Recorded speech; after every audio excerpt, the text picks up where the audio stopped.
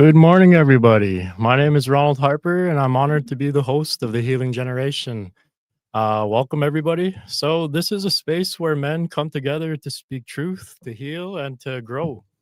We're the generation unlearning the silence and walking with faith, love, and discipline through honesty, humility, and brotherhood. We are healing what our ancestors carried and working to build a better future for our next generation and for those yet to come. Our focus today is on healing, growth, sobriety, and walking in a good path as men, breaking cycles and building better men. That's the heart of what we're doing here today. So, uh, yeah, like I said, today's circle is open, it's honest, without judgment. We speak about healing mentally, physically, emotionally, and spirit. And anyone listening, we want you to feel welcome, respected, and inspired by what is shared today. So today we have four generations around the table, bringing their own experiences, perspectives, and wisdom. We'll start with some respectful questions, and so everyone could introduce themselves and feel comfortable sharing. We'll start with our elder, Mr. Fox. Thank you for being with us today. It's an honor to have you in the circle. If you're comfortable, could you share who you are, where you come from, and anything you'd like the listeners to know about yourself before we begin? Danse ay Leonard Fox and siga son oto chi bichegos kusaga ni ko 76 na tapunan ko gigi swigi ton ko community elder me ko atin tapun ko school elder naktaptama sa at mustas. All right. Hi, hi. And to our left of him, we got a young man, and his name is Cassius Carter. And we're happy to have you here with us. Can you share well, I already named your name, and could you just let him know where you're from and what stage of life you're at right now? My name is Cassius Carter. Currently, I'm 17, so I'm inside of my late teens at the very moment. And what I do is that I'm really into my whole school programs type of thing. Like, I'm working with CIBC, and I'm also trying to get a Christmas hamper done for my school. Overall, I'm the chief of my student council, and I'm just trying to get my projects done and really try to lock in with my future. That's who I am. And yeah, it's pretty Right much. on, right on. Thanks for being here. It's good to have you aboard. And to the left of you, to my right, we have Bashan Liberte. Can Hey, you tell how's it us? going? Yeah, just let us know who you are, where you're from, and what you're doing in life right now. My name's Vishal La Liberty. I am from Onion Lake, but I am 23 years old, so I'm Gen Z, I guess. But currently, right now, I'm pursuing my fourth class in power engineering at Portage College in Lac La Biche. But previously, and what kind of everyone seen me doing around, but I was a semi-vac operator for Driven Energy for the past 3 years in Lloydminster. So bouncing around with that, and I worked for different, more a lot of companies in Lloydminster, trying to make a name for myself out there. Lower Shannon Farms, Sandpiper, just a bunch of different service oil field companies. But I live in Lloyd for the past 3 years, travel in and out. But I love Onion Lake, and I'm here every day. Right on, right on. That's good. And yeah, it's good to have you guys here today. I kind of wanted to have something where we have all generations from the community just speaking on where they're at in life right now, what they're doing. And I feel like it'd be something relatable for everyone to kind of tune in and watch and, just know that we're the healing generation walking a good path. And I have some questions to ask everybody. I'll start with Mr. Fox, and I just want to ask you a question about your life, about your values and stuff like that. So, what's one teaching or value that has guided you throughout your life? Well, let's see, one teaching. I think more the virtue respect is where I picked up in my life. My turning point in my life, I guess. You know, in our world now, no one is perfect. Everyone messed up. Yeah. And we learn by mistakes, from our mistakes. So growing up, I I grew up poor and I ended up in the residential school at 6 years old, abandoned, and I stayed there for 9 years with no love, just more commands, orders, and stuff like that. And I didn't have a name for 9 years. I was a number 39. I had for 9 years. Mhm. So it was all number nine, go to bed, number nine, do this, number 39, do this. So it was like that for 9 years. And then I left school at grade eight. We only had grade eight here. So I had a grandmother that lived here. So I come and hang around here. And towards the fall, I didn't want to go back to school, but there we had people that were kind of liaison people. And I thank them to this day for chasing me down the road and dragging me to the bus depot and shipped me off to Bigger, Saskatchewan for high school. For it was a kind of what do you call that now? First time off the reserve. So he had connections with the SA, and he got me a PO, pick up some clothes in Lloyd, took me to the bus depot, and just told the bus driver, "This guy's going to Bigger." So I hopped on the bus with just a paper shopping bag, and I wasn't. It was a cultural shock for me. Like I didn't know where I was going. So a long ride, and I remember in North Battleford, the bus was just cruising down the street, and we came to a stop, and I grabbed my bag, and I told the bus driver, "I'm getting off here." So I jumped off there. It was towards evening already, and I wasn't sure where I was going. So I kept walking down the street back and forth. And finally, one First Nations woman approached me and said, "Are you lost?" Yeah. So I told her what the plan was. I was supposed to go to Bigger, and this is not Bigger. So she took me to the Indian Affairs office, and so we had a visit there with this one guy. And this guy said, "Okay, I'll drive him to Bigger." So I had a ride to Bigger, and then we got to Bigger an hour after. We were we came to this convent. This was the high school. So I had to wait there again. They made phone calls, and the farmer couple walked in. This was supposed to be my my home, I guess, my new home. So I got my shopping bag and went out. Another hour drive from the town of Bigger, way out in the sticks in the farm. Yep. So that was pretty scary for me. But and then next day I had to hop two buses to get to school, one country bus and one highway bus. So I managed to finish grade nine there, and then came back for the summer again. Next one was I went to St. Walburg the next fall for grade 10.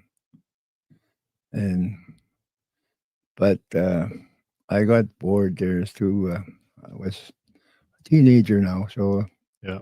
I needed some excitement, so I got bored there, hitchhiked home, messed around for many, many years, and because I didn't have no guidance. Mhm. I had an uncle, but well, I used to stay with my uncles, but one of them was well, both of them were my mentors after that. Yep. One taught me hard work, and one taught me respect, the way of life, the cultural side. Okay. Yeah. So I came back, and being a teenager with no guidance, no support, I messed up. I drank, I did drugs, spent time in jail, and it got boring here. So I moved out. I knew a way out now. It's hitchhiking, so went west to Edmonton. Lived on the street there for 2 years and got boring again. So went further west, Vancouver, another year there. Then came back to Edmonton. Finally, I got bored with this life. And I told myself, I'm going to find a job. So I walked into those temporary work offices. I walked in there and I told this guy, I'm looking for a job. So he phoned around for about an hour and finally got me a job in Fort Saskatchewan on the farm. And he said, I'll even drive you there. So he drove me to Fort Saskatchewan. And I stayed there for a year with no contact with no Nahio. And finally, I started to miss home. So I slowly made it home, connected with Mrs. Fox and got married, but still messed up. And then the turning point in my life that time was I had a dream, a big circle, people sitting on the ground or floor. Hmm. And I sat there, and there was one old lady across, got up, came straight across the room, and stood up in front of me. And I looked up, and it was my late grandmother.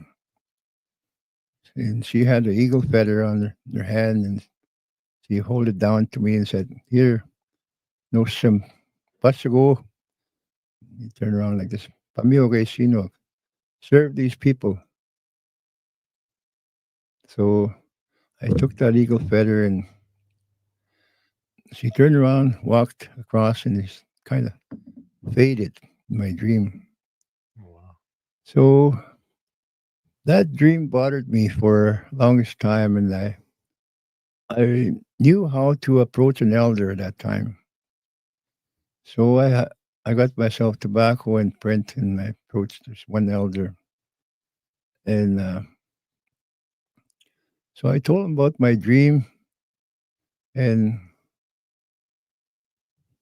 so he took his pipe out and loaded, said a prayer, the pipe, and then after we smoked, and he said, "Your late grandmother wants you to be Scapios, Hmm. serve the people, serve the elders, be a kind of community helper." Yep.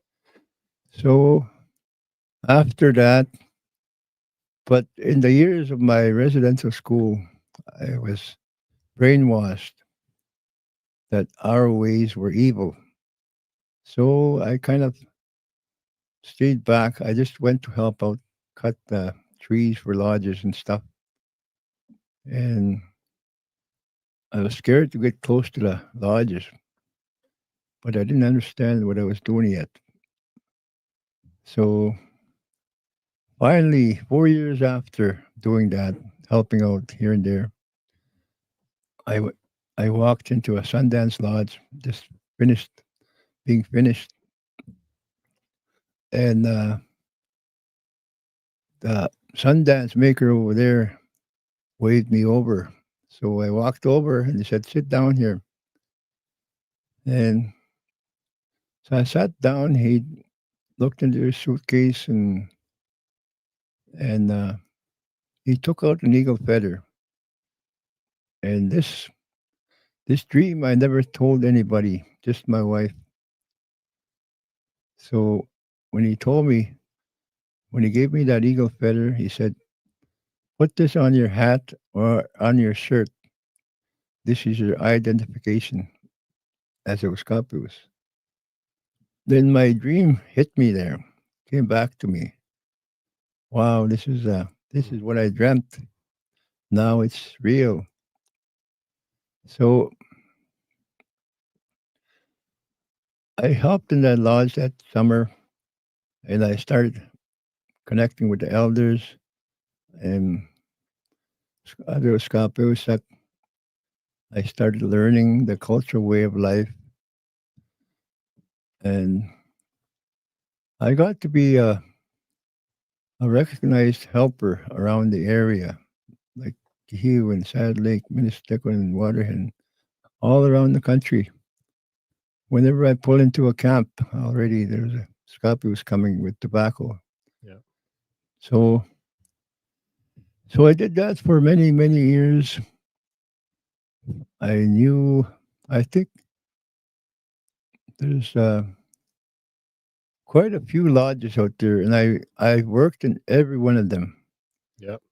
That just every one of them, and for 25, I can say 25 years I worked, and then that one chicken dance was over.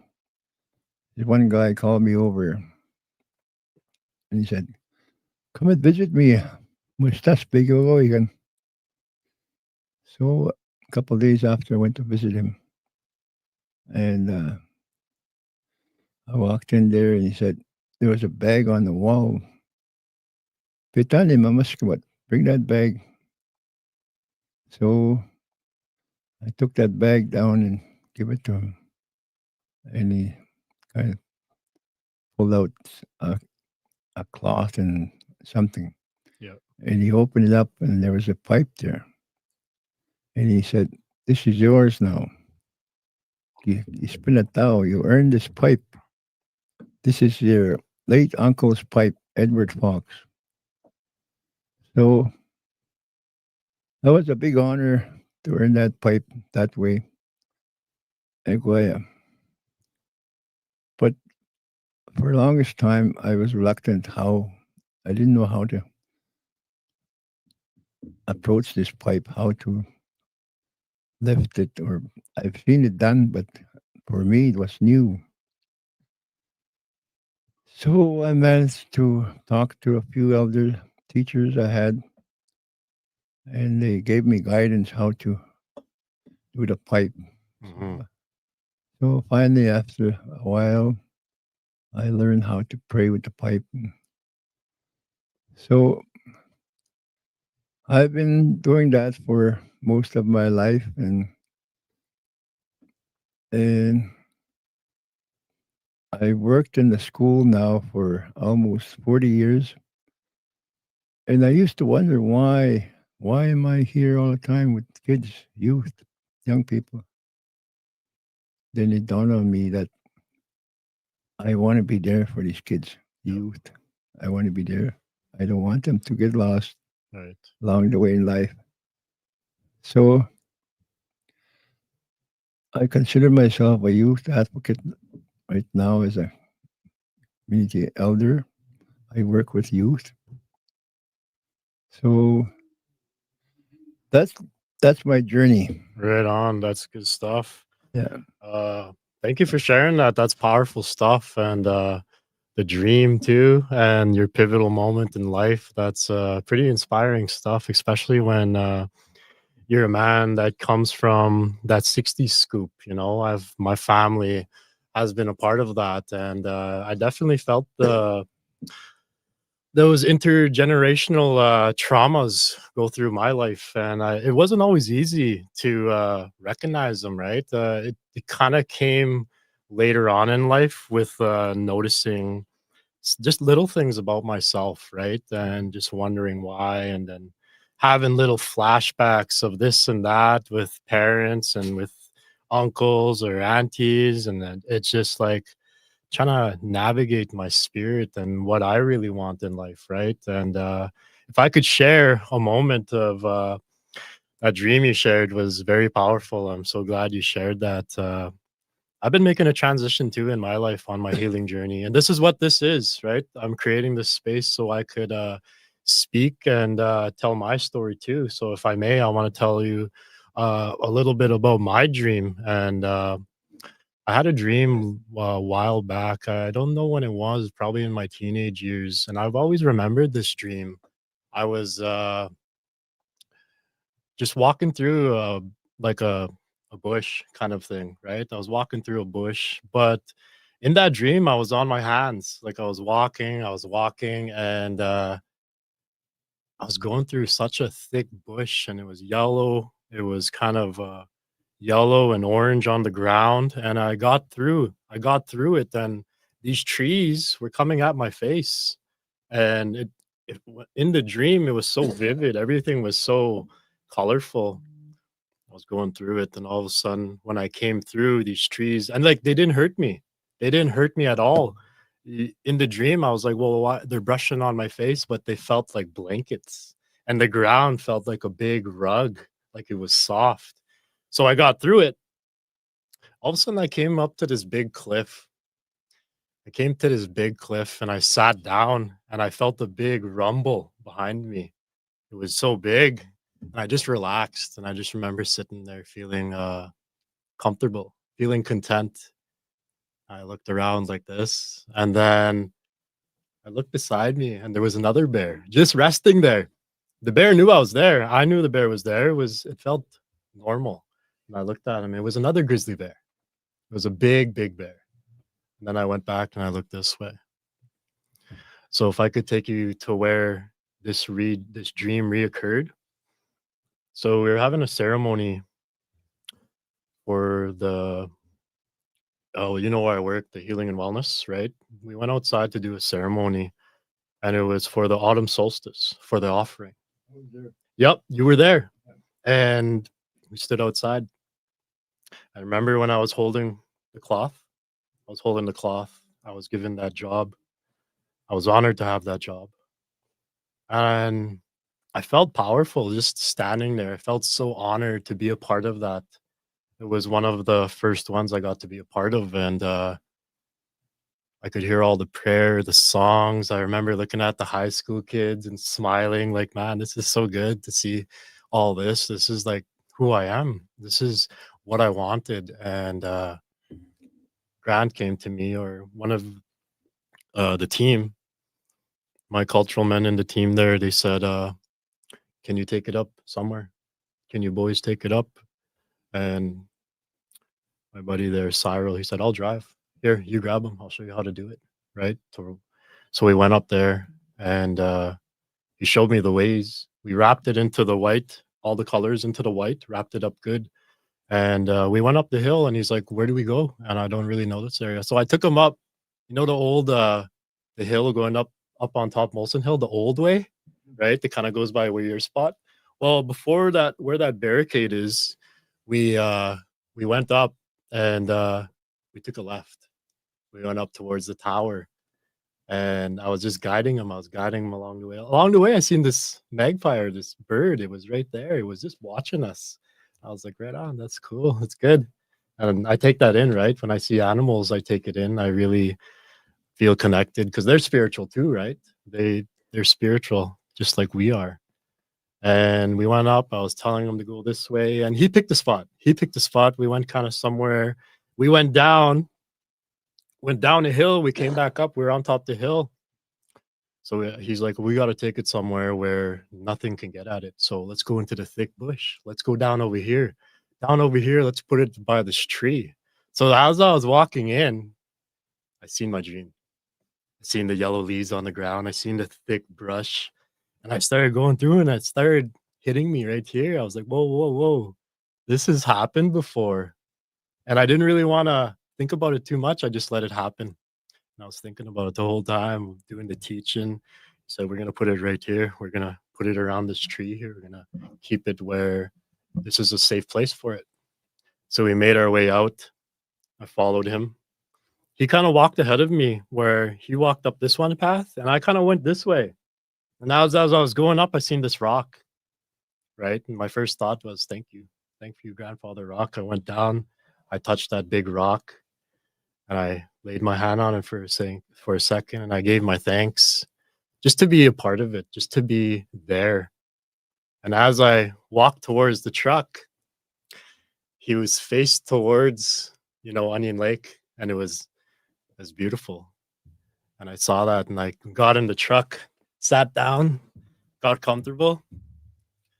I looked this way, and I looked right here, and then I saw him.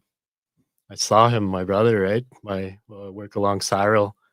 And I looked this way, and I just looked out, and I was like, wow. I was like, this happened before. This is all meant to be. So that's my story and that was powerful to me. Yeah. And yeah, thank you for sharing. And I just wanted to share that with you guys, to tell you that story, because I'm a man that also has dreams. Like my mother, she has dreams, and she always tries to help me kind of like decipher them, or trying to see what they mean. But a lot of times in my life, I'm getting better at knowing what my dreams mean, right? And I'm pretty happy to have that gift. But anyways, we'll take it to our young man here, Cassius Carter. So could you just tell us a little about yourself, and yeah, like where you're at right now, kind of your story, where you come from, and yeah, your values and good principles in life, and what you're doing right now. All right, I'll go for a rundown of my life so far, right? Yeah. Let me see. For about half my life, I've lived inside of Onion Lake. Most of it when I was like a toddler and like 10 and stuff, Anyways, I've lived for my very very early childhood to a little bit more farther. Yeah. I lived inside of Onion Lake. Then about 12 years old, I moved to Edmonton with my mom, and yeah, so I lived in Edmonton for a good bit of my life, about half of it, half in Edmonton, half in Onion Lake. Yep. Yeah, but anyways, let me see. It was very nice living instead of it was a very nice childhood living instead of Onion Lake. I live inside this big house with my best friend Madison Chief. With a lot of families inside the home. It was very relaxed, very nice. We always had food in the fridge and stuff like that. It was I don't know, it was just a very good environment. Like Christmas felt magical almost. It was Mhm. like a very good childhood. But yeah, I don't know. That was like early years instead of Onion Lake. Yeah, and you mentioned that we were on our way from Lloyd this morning, and we had a talk, and I was telling you about my son Kobe, right? And Yeah. we kind of got to know each other, and knowing who Kobe is, he's a part of the Chokin family too, and Yeah. he's my son Kobe Harper. He's at a basketball game right now in Mhm. I think Maidstone. They had a game last night. They're doing pretty good right now, and Yeah. yeah, I always try to teach him those good teachings and I'm not like, I don't hide stuff. Mhm. I tell him about everything. I tell him about my struggles. I tell him about what I'm doing, my triumphs in everyday life. So yeah, it's really good to have you aboard today. This is what I wanted to create, the space where we could all come to talk, all generations. But yeah, if we could take it to Vishon, same questions, I guess, and Yeah. where you're at in life right now, and kind of your good principles in life, Yeah. virtues, and what keeps you grounded, and kind of like what's your story. You don't have to tell too much, but you Yeah. could, you could. It's up to you. This is a Yeah, safe place to for just sure. be you, be comfortable. Well, yeah, I'll explain a little bit like on my endeavor. Like I did struggle with alcoholism. I am 3 years sober now Oh, good from for you. alcohol. Good for Yeah, you. Yep. yeah, this past March. So that was a struggle to deal with, like, because even my grandfather was an alcoholic. Like my mom did her best she could to, like, I think I found out my dad was an alcoholic 3 years ago. You Mm, know, just being around your dad, right? And just not substituting you, you're not around the environment. She very was a good safeguard from keeping me away from that lifestyle, right? And my grandfather, right? He, as you get older, they get better, but like it's just on the reserve, it's just it is different. Like alcoholism, it's always there. You always see it. And if you're going out with friends, it's a topic of a topic of conversation. People like it's not as easy as like a lot of people thought. And I thought like I was going out and having fun one time turned to another, then I'm going out for the 100th time. You know what I mean? And it just became a cycle. It never stopped. I was working, going hungover, staying up all night. It just became a cycle, and it was never stopping. And was I had some turning points, like just being come from a single mother, so I Mhm. was raised from my sister and mother, and a lot of them. There was times and points where I was drinking myself, and it was just disappointment after disappointment. Like that was constant. Like I was just not being the person I want to be, just being a bad example for being in a bad, like, okay, there's Roseanne's son drinking again, right? Like just making life worse for my mom, life worse for my family, making life at worse at home, right? Then it just things kept piling on top of each other, and just like one thing kept coming in on one thing on another, and just and you're really playing with a thin line when you're drinking and driving. You have your license, because and anyone listening now, like your license is gold. Yep. Like that's what I think. Like keep your license as It's like the golden ticket. it is, right? Because how are you gonna get anywhere? Like even being on the reserve, it's 9 kilometers to go to a store, right? You're gonna walk there, like you know what I mean? Like Yeah, you yeah. gotta drive to Lloyd, you gotta drive to work, right? So keep your license as a golden ticket. But I got so close to the point where I could have got a DUI, like just teetering that line, Mhm. just like anything can be gone, your license, your job, everything, your apartment, whatever, and just drinking and just going out, and it's just getting so lucky, and it's just like, why am I getting lucky? And it's just and things like that, breaking vehicles, getting stuck, and it's just drinking and driving, like just the consequences that come with it. And it's just thank God, like I never wanted to wake up one morning and be like finding out I killed someone. Right, And it's right. just like that, and that would be horrible. Like thinking you're a good person, now you're in jail for manslaughter because you never, you know what I mean? Because the decision you made the night before. Yep. And it's just, and it sticks with you. Like this was one time, like one of my turning moments was you never like myself now. I try to live day to day to not be the stereotype, right? Not be the drunk, the Mhm. loud, or the res, or what. I just don't want to say it explicitly, but day to Yeah. day, that's because it's what I've had to deal with like all my life was the stereotype always against me as an indigenous person. So I just remembered I was hanging out with my buddy just one time, and he's on the phone with his one buddy. He's like, "Hey, I'm hanging with Vishon," and I could hear him over, like Vishon, like the drunk. Oh, wow. Yeah, yeah. Like I heard that when I heard like the drunk, and I remember my dad saying once like, "Your name's Gold, right?" Like I never, when he first said it, I never like I was like, "Whatever," like yeah. But he said, like, "Your reputation's your gold, right? Like that's everything. Can't let that go." Then when I heard that, like, isn't he a drunk? And at that time I was just sobering up, and my buddy was like, "Oh, he's actually sober right now." But like, like just but hearing that, I was like, "Oh, that was just, like a real blow." So I guess that was one of the pivotal moments you're trying to say that happened in your life that kind of made you want to make a change. Yeah. Was that like It the was one of point in them. your life? Yeah, Yeah. it's like one of them. That was like one of the main ones. Like I'm sure, like as for any of us, like I've had many. Okay. But Yep. that was one of the big turning points. Was like hearing that. Hmm. I'm like, Jesus, like I already have that reputation. I think I was 20, 21 at the time. Like this is 2, 3 years ago, right? Just wasn't then having another reputation at work of like this guy's like goes home and drink every night, like, and that the stuff follows you home, and the stuff you do at home does follow you to work, right? Yep. And it's just you can't stay away from it. So, and having to make that turning point, like I had nothing really going for me at the time. No certification, no. I just had my license. I had a job. I had some experience, right? Hmm. But like, I couldn't go do anything else if I wanted to, and I like had to make a decision. Like, hey, if I really want to do anything, it's like sober up and kind of put your feet on the ground, and you got to do stuff for yourself. And one got my license, my class ones, and knowing that, like, holding this license, you gotta be sober, right? And it's just making sure you're going along with it every day, and you're not, because at the end of the day, my license is, well, at the time was my life, right? So Yep. I had to make that decision. It's like, it's growing up, right? It's for me, it was a part of growing up, and I Yeah. found that sense of like just getting away from it was that it was a big growing up aspect for me. It was like, like now on weekends I'm home alone, and but then you start to like it.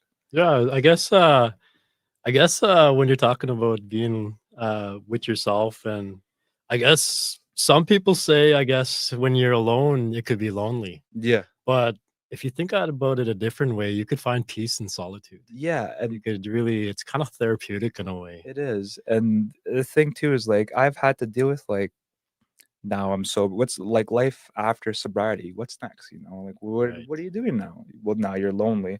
Yeah. You're gonna fall back into your old habits, or you're gonna try to develop new ones, right? So it's doing new things. Like last week, I did a Lego set.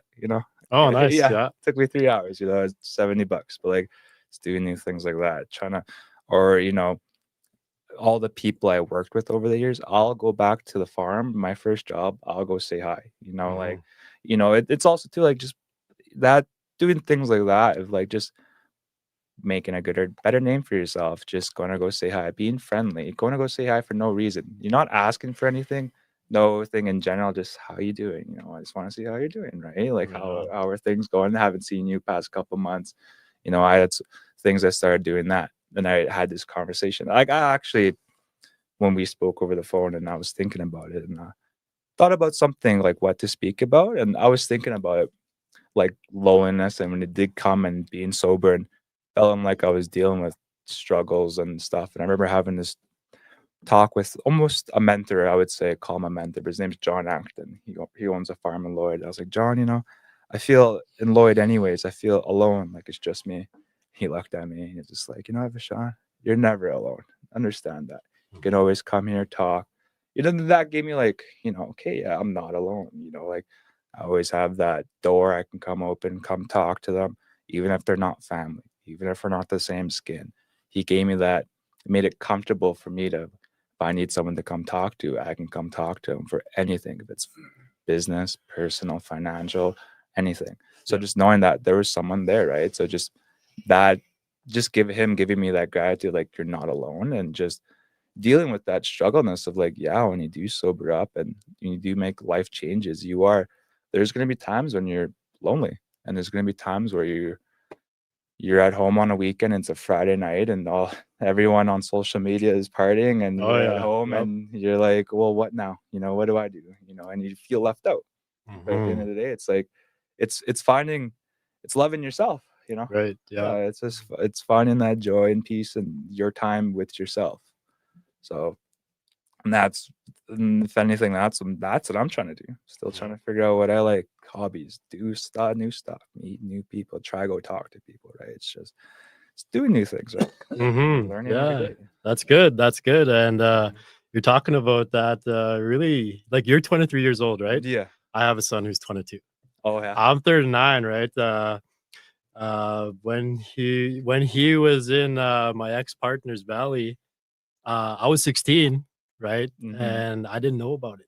I didn't know about it. It was kind of like just happened, right? It was Mm-hmm. a kind of like something that just happened, and I had to grow up really, really quick, Oh, wow. and I thank my son for coming into my life, because it really turned me into a man really quick. And it's either two roads, I was thinking about it, and what am I gonna do? So I made that decision to Mm-hmm. just man up, and I didn't really know how, I guess. I just kind of rolled with it. I made mistakes. I worked. I was going to school, and yeah, it was kind of tough just trying to balance all that when I'm dealing with parents at home who Mm-hmm. are dealing with those traumas from intergenerational residential school, right? And Mm-hmm. just kind of go through it. And home was not not as perfect, but who lives a perfect life, right? You Yeah. just kind of gotta roll with it and do what's important, what your spirit says, right? Yeah. And you can't deny what your spirit says, and that's your conscience, right? If Yeah. we want to put in the Munyawak way, it's your conscience, but to us, it's your spirit. You wake up in the morning, you're like, I was talking with Ken the last podcast, and he was talking about that 5-second rule. It's either you get up or you wait 5 seconds, and after that 5 seconds, it's kind of like a negative. Everything's going from there, and yeah, it's good to listen to your spirit all the time. When you listen to your spirit, nothing bad could happen, because your spirit's the one that talks the most good into you. Right. And yeah, and I guess we'll go into another question here, and that was kind of good. That was like pivotal moments, and I know Cassius Yeah. is probably listening I into did. this and I do. really taking it all in. And do you have anything to say Yeah, about that? What I, you're uh, what you're hearing here? Well, I feel like I get the whole thing about having family trauma, Because Yeah. like growing up when I was like 10 to 11, Yep. life kind of like did like downhill for me. Yeah. Like after my job when Gloria died, Oh yeah. my mom really got into alcohol, and then my dad still wasn't really there too much, Hmm. Oh, it was just like things like that. Yeah. Mhm. But So- it kind of gives you your spirit telling you, like, I want to do something different. I want to be that change, right? And that's what Yeah. we're doing here. We're Mhm. breaking the cycles, and we're allowing ourselves to be vulnerable and talk about it. Yeah, So I would say that I am breaking the cycle. My resume is very developed for someone my age. yeah, You and know? I know. Could you let them know what we were talking about this morning and what you're doing? You were talking about what you're trying to get into, Yeah. just Well, for the people listening and to inspire some of the kids in high school and yeah. any young ones coming up. Well, here's what I'm doing, right? As the chief of my student council, Yep. I have power that some students don't really have, Like, here's one thing that I'm doing, right? I contacted the vice president of strategic insight at CIBC. Yep. Anyways, I sent a couple emails over, it's back and forth, back and forth. And yeah, I'm gonna be making a financial literacy workshop happening. Oh, nice. And I'm gonna be hopping in a call with my vice principal, my career counselor, and myself. Yep. And there's also gonna be three people from CIBC meetings to this video call. Yep. And then we're just gonna be going back and forth discussing, like, hey, what do you want to see at this workshop? What exactly do we want to cover? Yeah. And then another thing that I'm doing is I'm working with 7th Gen to make a food hamper happen for struggling students with food insecurity at our school. Right. So overall, I would say that my resume is pretty developed, and also I have a little bit of working history with 7th Gen. Like last year, I did a good bit of public speaking events. Like I'm gonna be doing the Christmas Gala 2 years in a row. Oh, nice. I've done the Remembrance Day ceremony at my school 2 years in a row, and I did a good bit of public speaking all over the place. I would say, it's a very nice thing. And it's always a good conversation starter. Like, hey, I'm this young and I'm doing all these things. Yeah. I'm 17 years old. I don't know. I feel like my main interest that really got me into this stuff is like, hey, I really wanted to get into leadership just because I used to play some Minecraft. Like, Yeah. oh yeah, I've seen these people who are like, being leaders inside their own little servers and stuff. So like, hey, I want to do that. I was like 13 watching these people. Like, I want to be a leader. You know what I mean? Yeah. And You definitely have that leadership mindset, I could tell. And you're saying you're on the podcast. That's where I recognized you. yeah. I seen you on the podcast, and you're kind of like me, where you move your hands around and everything. You like to be like that type, and I Yeah. kind of get that from my father. It's Mhm. kind of like explaining things, and it's yeah, I noticed that in you, and I noticed you have a strong voice, and I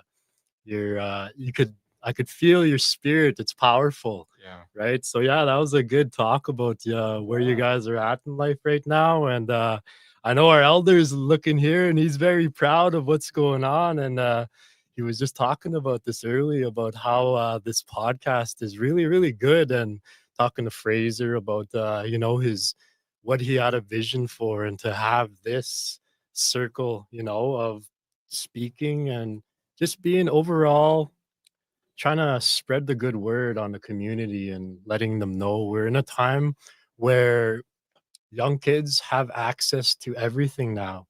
They can just pick up their phone, whatever they want to know, it's right there for them.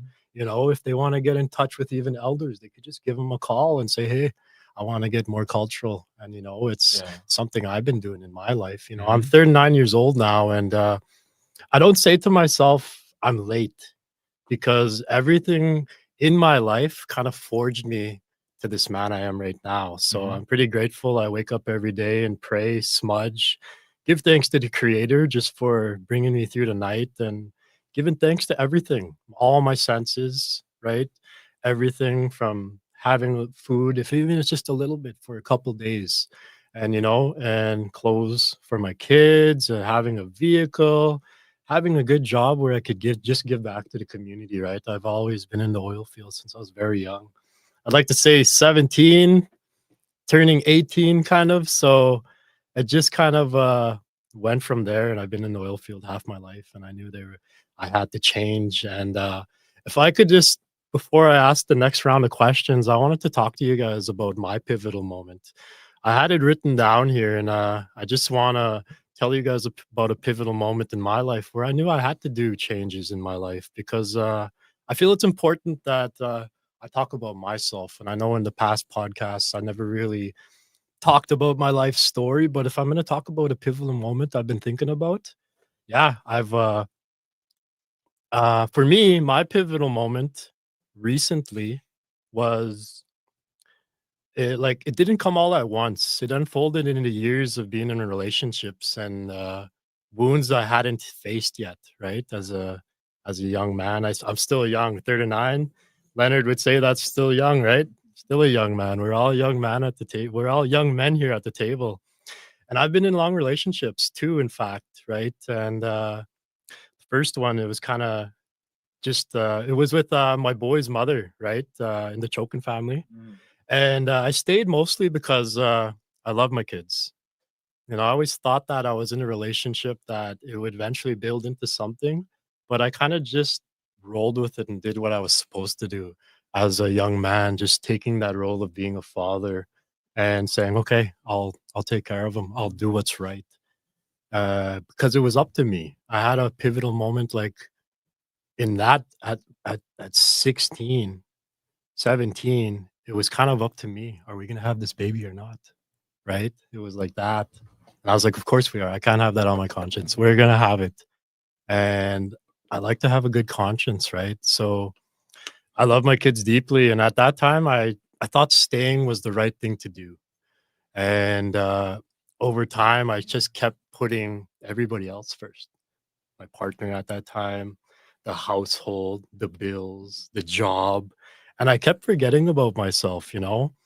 And eventually that relationship ended in a way where it didn't really serve me or help me grow, right? I was kind of always serving other people, making sure bills were paid, making sure we had vehicles, making sure groceries were in the fridge, making sure everybody had nice things, where I kind of put myself last all the time. Yeah, and then a relationship you wanted to right, you want to bounce off on someone. Yeah, You want so to be whatever you give back, you want that same energy almost. yes, yes. See back. And Yeah. I guess I didn't really look at it that way, Mm. because it was kind of like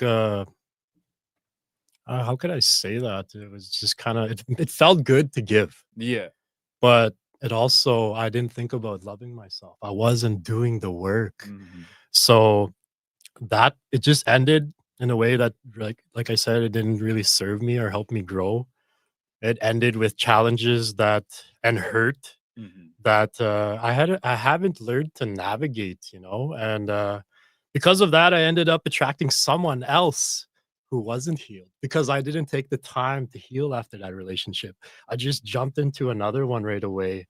And with the traumas I was carrying, I attracted someone with kind of like the similar traumas. We trauma bonded, right? And you know, that was my young kid's mother, my twins and my 8-year-old, and my daughter now, Maya. She's from that relationship. And kind of the same trauma, but it was just even for myself, we had it's just in a different body. Mhm. So kind of things were good at first, you know, it was good. Like in a relationship, they are good. It's kind of like the honeymoon stage, and then Yeah, afterwards, everything's good. you kind of find out who each other is, right? And it was good at first, but over time, the hurt in both of us, we ended up hurting each other, man. Like over time, it started showing, Mhm. and we weren't good to each other. We kept things just kept going back and forth where we just got used to it, and it started showing, and eventually we just parted ways. Mhm. We ended parted ways because we things were going back and forth, and this was kind of like 2019, and I knew that I knew that things weren't going right with her too. She was going through some traumas that she didn't deal with, and I always tried to navigate that and help, even with my first relationship. Mhm. But honestly, I couldn't love the hurt out of them. I couldn't love the hurt out of them. I couldn't do that because it's up to them to deal with it and work on themselves, Yeah, right? You to can't heal just tell themselves. somebody what to do, right? And I didn't know how to do it the right ways because of the traumas I faced when I was a kid. So a lot of times I would blurt out things how I feel and almost a rage, but not really yelling, but being too sharp with my tongue, I guess, right? Mhm. And it wasn't good, but I knew it wasn't didn't serve me as well. So after that, I was in a couple of relationships, short relationships, and they didn't go well either because I wasn't doing the work. So I started to just realize, man, like I really need to do the work on myself. Like things just keep going bad because I'm attracting like-minded individuals, people who are not sober, people are still facing traumas. Mhm. And you know, over the years, I realized I just needed to heal, to get right spiritually, to get sober. And I knew that my previous partner, my kid's mom, the twins, Chloe, Maya, I knew that her health was declining and she was still in addictions. And deep down, I knew that if she didn't heal or get the work, we would lose her, Mhm. right? And that she wouldn't make it. I could just feel it. I could feel it. And we were still good friends, but not in that way where I couldn't be her emotional support Mhm. because she would always go looking for that, right? She would always try call me and be like, "Okay, I'm going through this. I'm going through this." And I'd be like, "Man, I put myself in her partner's footsteps and I'd be like, "Man, if someone else was calling my woman going for emotional support, that's a kind of slap in my face." And I let her know. I was like, "You know, you can't do this. You can't call me looking for emotional support when you got a man at home. I can't be your friend anymore." And that hurt her. I Mhm. knew that hurt her, but she never really had anybody to really be that support because she grew up in another family, right? She wasn't raised by her parents, you Mhm. know. Her father never raised her, her mother never raised her. She was raised by her auntie, right? And even when after her mom died, late Brenda Quinney, Mhm. when she died, God bless her soul, she took a spiral and I knew things were going. And that's when it kind of hit me. That's when it hit me when I knew things were gonna go. I was like, wait, I could possibly be doing this, raising all these kids by myself one day. And I just knew that if I didn't do something, it would just end up happening. So stuff would be happening bad in my life. So deep down, I knew that if uh, I guess that fear, realizing that I might be doing it all alone one day, it hit me hard. It was really a wake up call for me. And that moment showed me that I had to change. My spirit kept telling me inside, you know, it's time. You need to change your life. You need to be better for yourself and for your kids. And that was my turning point in life. Mhm. You know, I needed that. I needed to get sober. I needed to heal. And because of that healing, honestly, because I healed myself, and I was talking to someone at the time. Her name is Tashina. She's my partner now. Mhm. We were kind of helping each other left and right, you know. She would help me go to town. I didn't have any vehicle at the time, and she knew I was struggling. And I knew she was a like-minded individual. she was spiritual. I knew her heart was good, and I wanted to have a good friend like that. So I started reaching out to her, and we became friends at first. We talked to each other for a good amount of time, and we started getting feelings for each other. Mhm. And then we kind of got together. We didn't really tell our kids. We just go have coffee together, take each other to town, doing stuff like that. Just going to town, taking drives. I think that was our thing, Mhm. going for coffee drives, you know? And she knew I was still using. I still had addictions. I was drinking as well. And I hid that from her and I didn't feel good. It Mhm. didn't feel good, but she knew. And I tried to hide it, but she just knew. And I was tested that time. I was tested because I was doing the healing, but it felt like energies were just trying to attack me with old friends.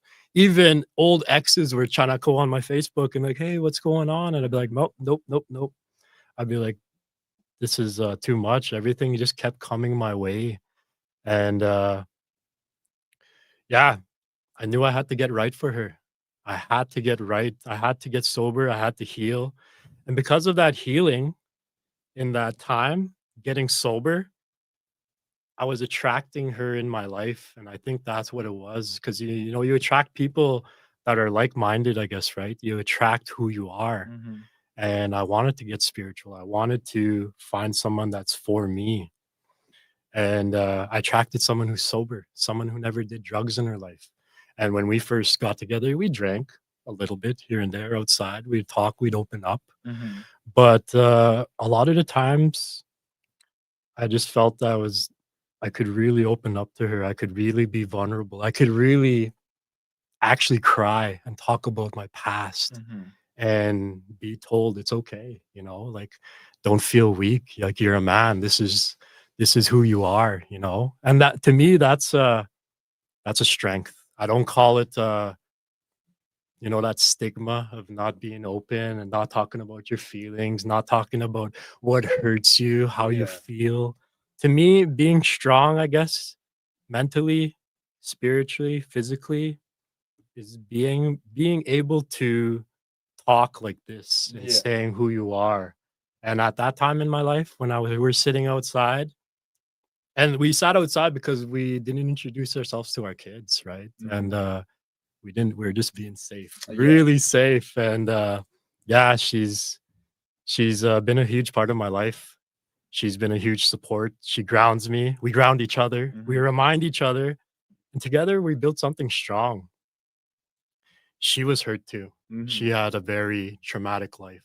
She went through a lot of stuff too, so, It sounds like you finally found that partner that lifts you up instead of takes, and you know what I mean? That's what you want in a partner, right? You yeah. always want if you're helping her, she's helping you, right? Yeah, Yeah. yeah, yeah, yeah. Yeah, yeah, mentally, physically, and just to go on what you said of like, yeah, like when I think of a strong person, you know, it's not the most uh, big muscles or whatever it may be. It's like a guy that can speak through his emotions or feel his emotions is a bigger thing or understand of why he feels a type of way because that was like a big journey of like sobering up is I've been going to therapy and to speaking to different therapists. It's funny that you talk about Mr. Saxon I've been seeing someone at the health center. She recently left, so I started seeing Saxon, not as Mhm. often, but I do talk to him. But always having that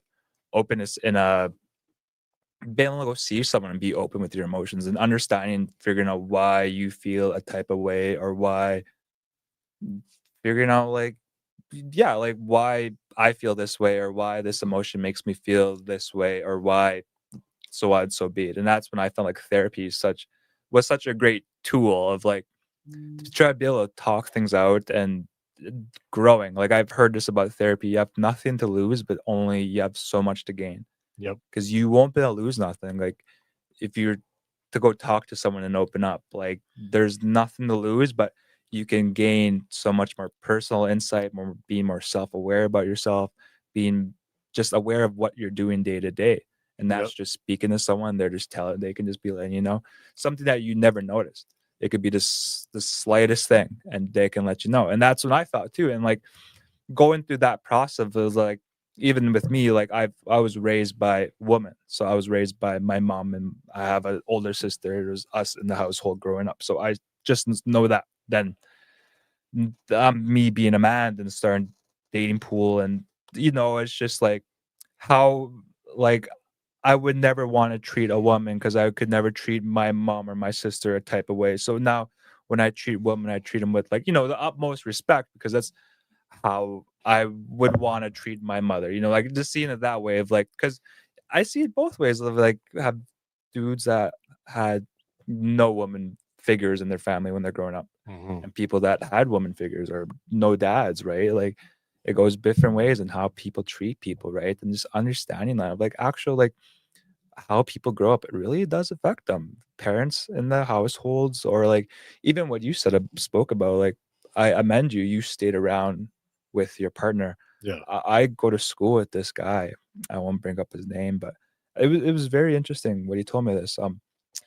He's white, but he has a status card. He's from Saddle Lake. Well, his dad. Mhm. And his dad left, never even doesn't even know his name, but he signed the status, he signed the birth certificate and took Yeah. off. So now this guy has this imagination of his dad being just hates him. And then that turned, he's native, it turned around to him hating Aboriginal men. And he said this to me. He's like, Vishan, you're doing something different. That's why I like you. I was like, holy shit. And this is an Aboriginal status man on the eyes of the federal government saying that to an Aboriginal person.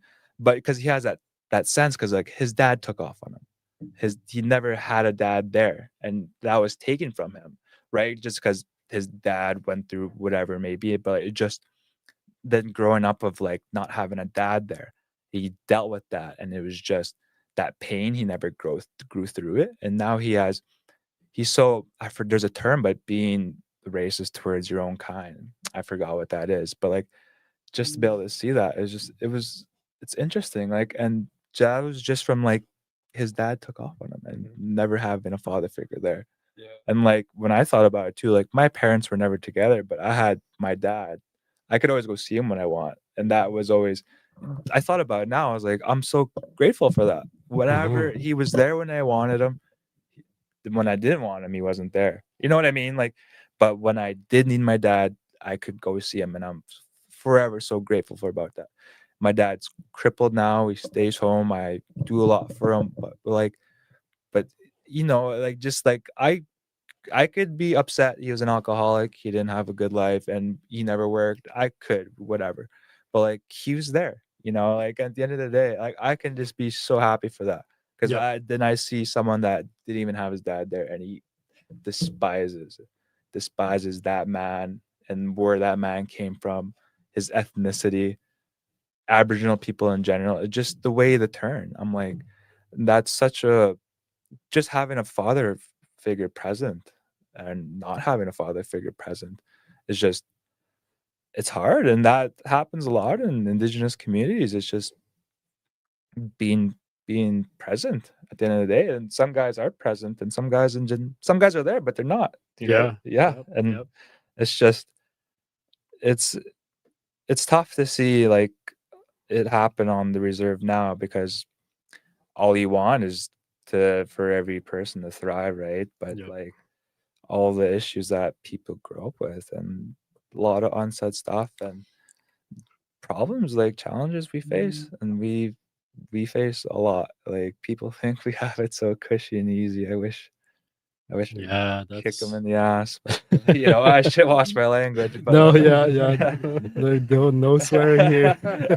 so, like, it's just people, they can go live on the reserve for free, and life's, you know what I mean? It's just, No, it's no. not, and every day, like, you deal with the problems. If it's just going to Lloyd, going shopping, it could be that something that easy can be made so tough just because you're scared.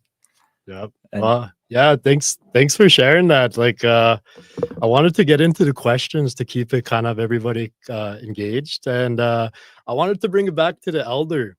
You're listening to all these stories. You're kind of getting a sense of who we are and everything.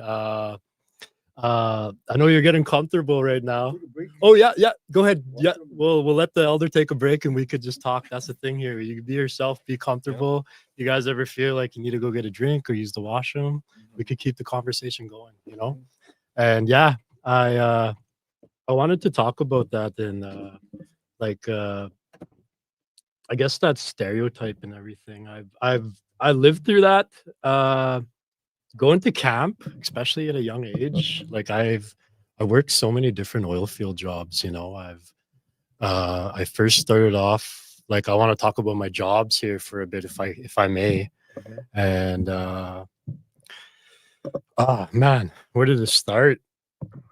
I guess young man, I was going to school and if those who don't really know me, or if some of you do know me, you knew I was the shy kid. You knew I was that kid that just did his work, and you know, I was very smart.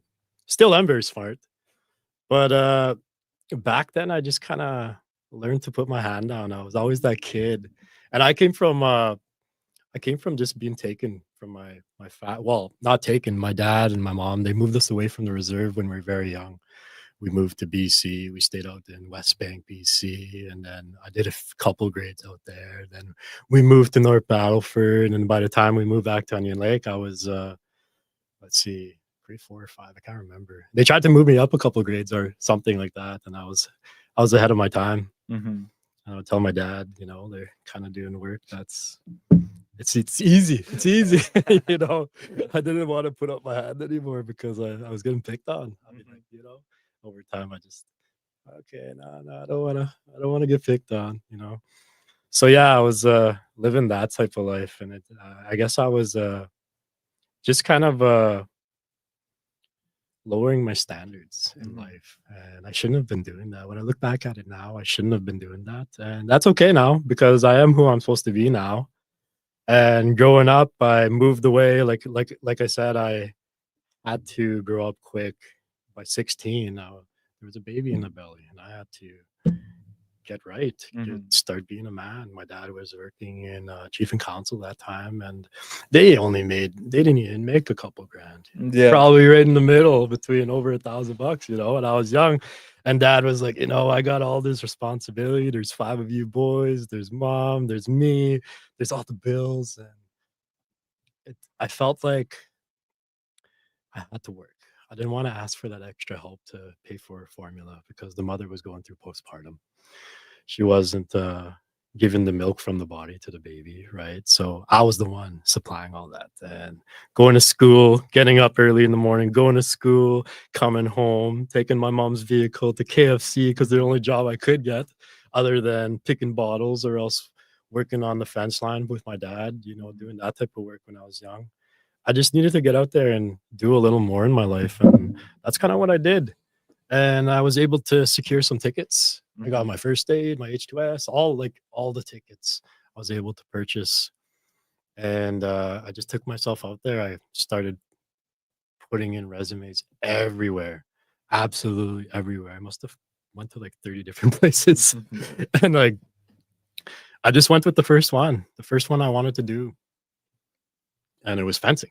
It was actually doing what I already know how to do with precision contracting.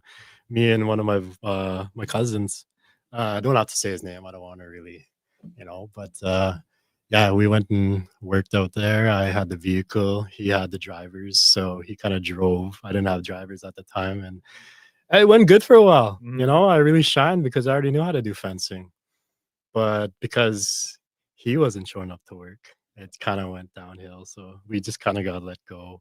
And I was at home, and then I kind of didn't know what I was doing in my life. And my uncle came over and he's like, "Hey, you got all your tickets, right?" And I was 17 or 18 at the time. I can't remember. I think I was 18. Yeah. For some reason in my mind, I keep thinking I was 17 when I jumped on the rig. But I started on a drilling rig, an old school hydraulic drilling rig, and man, that was tough. I must have been only like 150 pounds, soaking wet in coveralls, you know, and just this tall, skinny kid working on the rig, working every day for 3 or 4 months straight, just leaving at 5 in the morning, getting home at 8, 9. Like I had no life. Yeah. My son was already like well, how old was he? He was just a little guy starting to walk around. And I did that for a while because I did that job for a while. And then I jumped into another job and he was just starting to walk, my son Darius. And yeah, it was physically, mentally draining. And my relationship was failing. Being around, like, sure, money was good, helped all my family, bought stuff for everybody. I didn't really buy stuff for myself. I did, but I didn't. Filled up fridges, helped my mom and dad, helped my siblings. I was always that guy that was able to help. But still, then I wasn't really serving or doing anything for myself. And then I ended up moving away to Muscatcheese. We lived out there, and I got another job in moving rigs around. So I did that for quite some time. I was a swamper on a bed truck, and I was swamper on a picker truck with 30 tons and 40-ton pickers, and going up to camp. And if I'm getting into it, I wanted, like, I'm slowly leading up to that stereotype. And I was okay around people, like all colors of people. I was okay. But once I got to the camps back in the day, I felt like it's kind of like I was a hockey puck on white thin ice. Yeah. Soon as I walked into that camp, if whether it was a 100-man camp or a 500-man camp or a 1,000-man camp, all eyes were on me. All eyes. I'd walk in there and I'd just be like, "Oh man, everyone's just staring at me." And I kind of like stayed there at those camps. And sometimes we'd be here for a week. Sometimes we'd be over here at a different camp for like a couple days. And it kind of just went like that. And I was helping out all these rigs, and I kind of had to build a name for myself where they would see me out there in the field, moving this rig, moving that rig, whether it's a conventional hydraulic rig or the newer rigs, those top drive, or else a water drilling rig, or different kinds of rigs up there. But they were kind of more of the smaller rigs where it's up in the bush. So I got to know everybody. We would go 24/7 whenever they need us. So whenever, after like a week here or 2 weeks here, I was kind of coming in. And because of who I am, I'm just a good helper. I'm all around good guy when it's at work. I'm pretty good at that stuff. And it went from me walking in where no one noticing me and everyone just looking at me to, "Hey, Ron, hey, how's it going? Hey," Yeah. just walk in. I'm like walking in with my hands that my chin up, and like I'm feeling really good. Mhm. So it's kind of like helped me in life just to work hard, and it's not always the case too. It's sometimes when you work too hard, people will just look at you like, "Man, this guy knows too much." And that's kind of what it did. It brought me to Onion Lake, and I didn't want to be in Muscatcheese because it was too fast out there. It was too fast, and I felt like the family just kind of thought I was stuck up, but I wasn't. I just wanted to put my head down and work because my ex's family was going through a lot of traumas. There's a lot of drinking, a lot of drugs. My sons were being exposed to that here and there. And I just knew I had to change because I was starting to get into drugs. I was getting into drugs and drinking, and I started selling it too. And I was like, man, I need to change. I talked to my father, and I let my mom know, and talked to my partner at the time. And I just said, you know what? We're moving. I'm out of here. Like, we're going to go back to Onion Lake. So we came here to Onion Lake around 2012, 11-ish. And I still was kind of into that stuff. I was trying to transition, and I started working with well servicing, just odd jobs. And there was a range one with my uncle Kevin, or other places. And then I started working with TNT oil field out in Marwayne, just pipe fitting. Did that for like a year, I think. And then Beretta noticed me. And then they said, "Okay, you want to work with Beretta? Like, you're doing such a good job." So I jumped in with Beretta. And then it got slow. And then I was moving too quick. I was moving too quick, where the old supervisor that was there, he was getting upset with me, where he, like, say I was working on the weekend, or else towards the end of the week, I'd be like, because I'm just known to go, right? And everywhere I go, I just kind of I over I just, how would you say that word, where Overstepped. yeah, over expectations, I guess. I exceed them. Mhm. I want to do good wherever I go. Mhm. And with that job with Beretta, at that time, whatever they're doing with that supervisor didn't like that.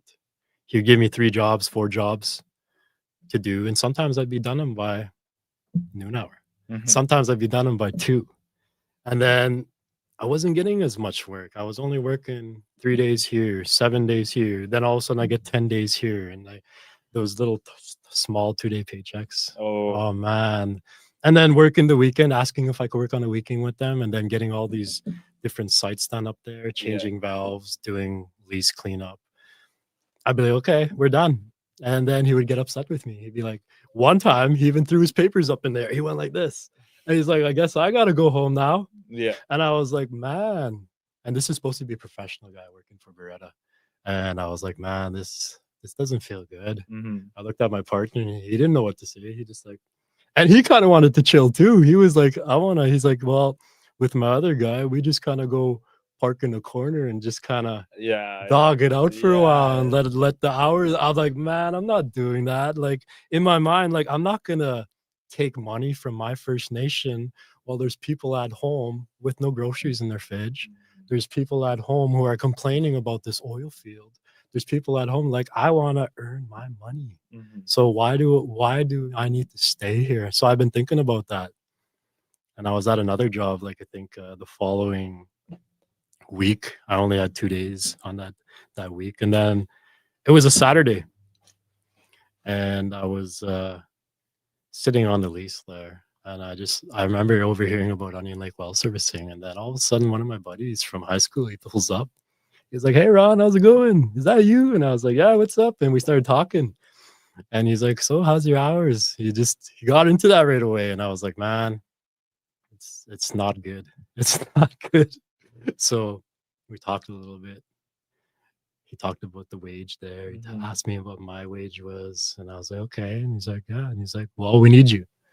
That's where the conversation led. Do you want to start here? And it was like almost $10 extra from what I was making. Mhm. So I was like, okay, I'm done. I'm gonna call my supervisor. Okay, I'm gonna drop this vehicle off. I started with Onion Lake well servicing that Monday, Yeah. and I've been with them for it's about 11 years now. I'm probably the longest running employee right now with Onion Lake well servicing. Wow.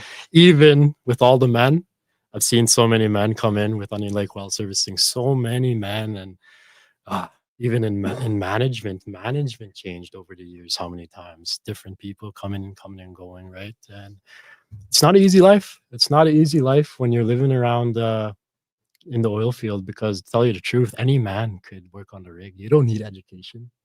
All you need is your body. All you need is a brain. All you need is to get up and work. It's kind of like sometimes you're not even treated fairly. You're just the body. And yeah, go for it. And yeah, I've made the transition. Now I'm working at Onion Lake Healing and Wellness, and it serves me. Yeah. You know, like our elder here was saying, talking about the teachings and everything. That's what I wanted to do. That's kind of what I wanted to do, to just get right with myself. And it's something that I asked for. Hold on one sec. I get to talking a lot here, and my mouth kind of gets sticky or chappy, I guess. And I was talking about that moment in my life. If I could just finish, I know you didn't mean to cut me off. That's what this space is for. We're talking about ourselves, and I guess I was talking about that pivotal moment. I wanted to bring it back to right there before I ask some more questions to you guys.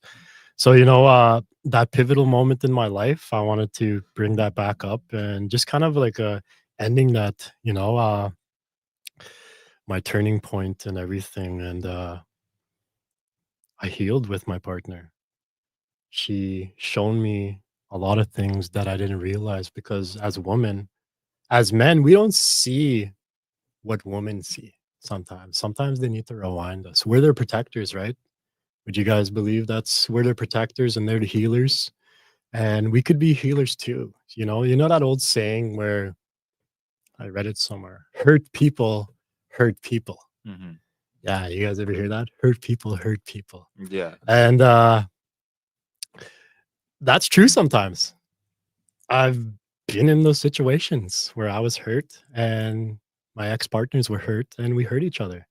but not always. It's not always the case, you know. How could I say this? I was hurt when I got into this new relationship. I was still hurting with Tashina. I was hurt, and she was hurt too. And instead of breaking each other down, we've been healing together. In this new relationship I'm in, we've been healing together. In our case, hurt people can also heal people. It's a choice. You don't have to make the choice to keep hurting each other just because of where you come from. And I'm blessed to say with my partner Tashina, we're doing the work. It's not always easy. We have our days. We're both stubborn-minded people. You know, we argue all the time. I bet she's watching this right now. I'm kind of getting sweaty just talking about this. You know, if I'm being real right now, I'm just gonna wipe this off. This is a place to be real. And yeah, I'm talking about that because it means a lot to me. You know, we're not perfect, and I don't pretend to be either. You know, but we show up every day. We show up every day for ourselves, and we're trying to be a little better than yesterday, trying to be better than ourselves, right? I think that's the goal every day. And you know what? That's enough for us. That's enough for us. That's enough for me. And our kids see us growing.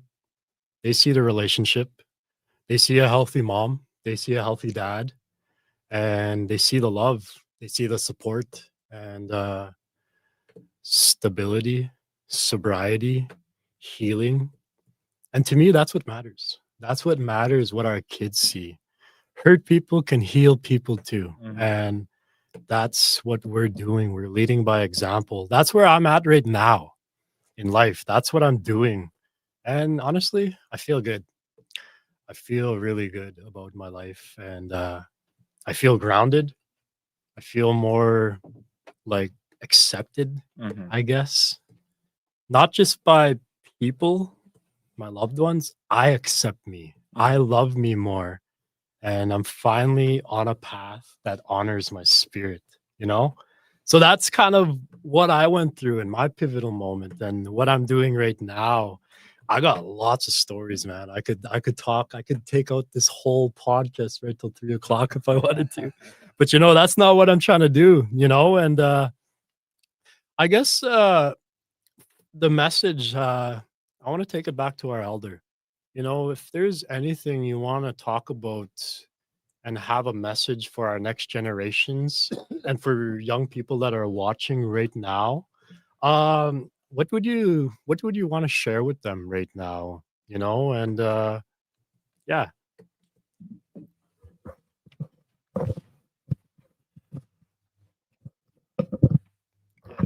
go ahead and get comfortable. Yeah. What I would like to pass on for the younger generation, Megwacho Maya. You know, we're at a certain time or era that we are losing our how would I say it? Stegi Gwewanita, our language, our virtues, our waguton, sagiton, tamagiton. We're losing all these virtues slowly without unknowingly. I guess we're losing them. But my message to the young people is maybe I'll mention Fraser's program here. I knew Fraser had this in mind, Gayas, to work for the youth when he was in council. Now his dream has come true. And I've seen this program grow. Stahe, Skayak, Isito Skatwachik, they support each other and they work with each other.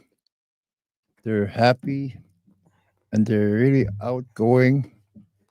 And that's why I support this program fully. Grace, itutaki. I go, yeah. But my message out there is there there are ways, supportive programs out there, like denominations, whichever way you believe, which belief helps you in your life, sup- supports you in your life.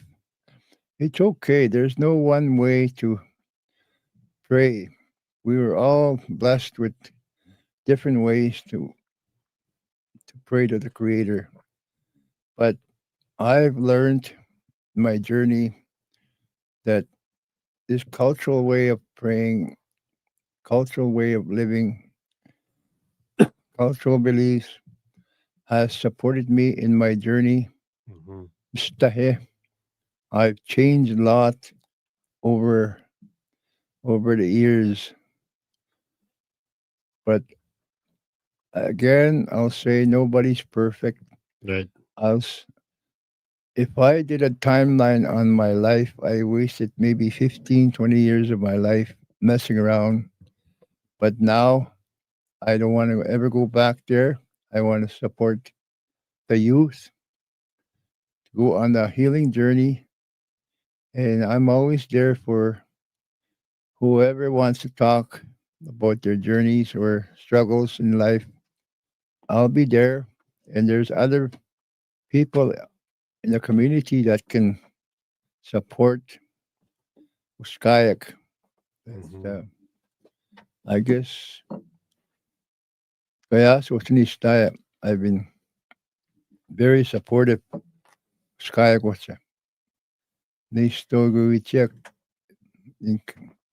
even few times there's incarcerated people. The institution phones me to have a condition that they stay with me. One became a teacher. He stayed with me for almost 2 years, and the other one is still not. So, Uxmani Sweetchak is, even if they have to live with me. And the last one, I we had a sentencing circle here, and I have to be there for this guy if he ever comes out. So, Uxama niya ispoksemo the future. There's always there's always there's many supportive programs at the reserve, but mainly in life we have to have respect, love, kindness. Why these virtues? So you have to respect yourself first before you can pass on the teachings. So love yourself, respect yourself, Skyak, and don't be afraid to ask for support.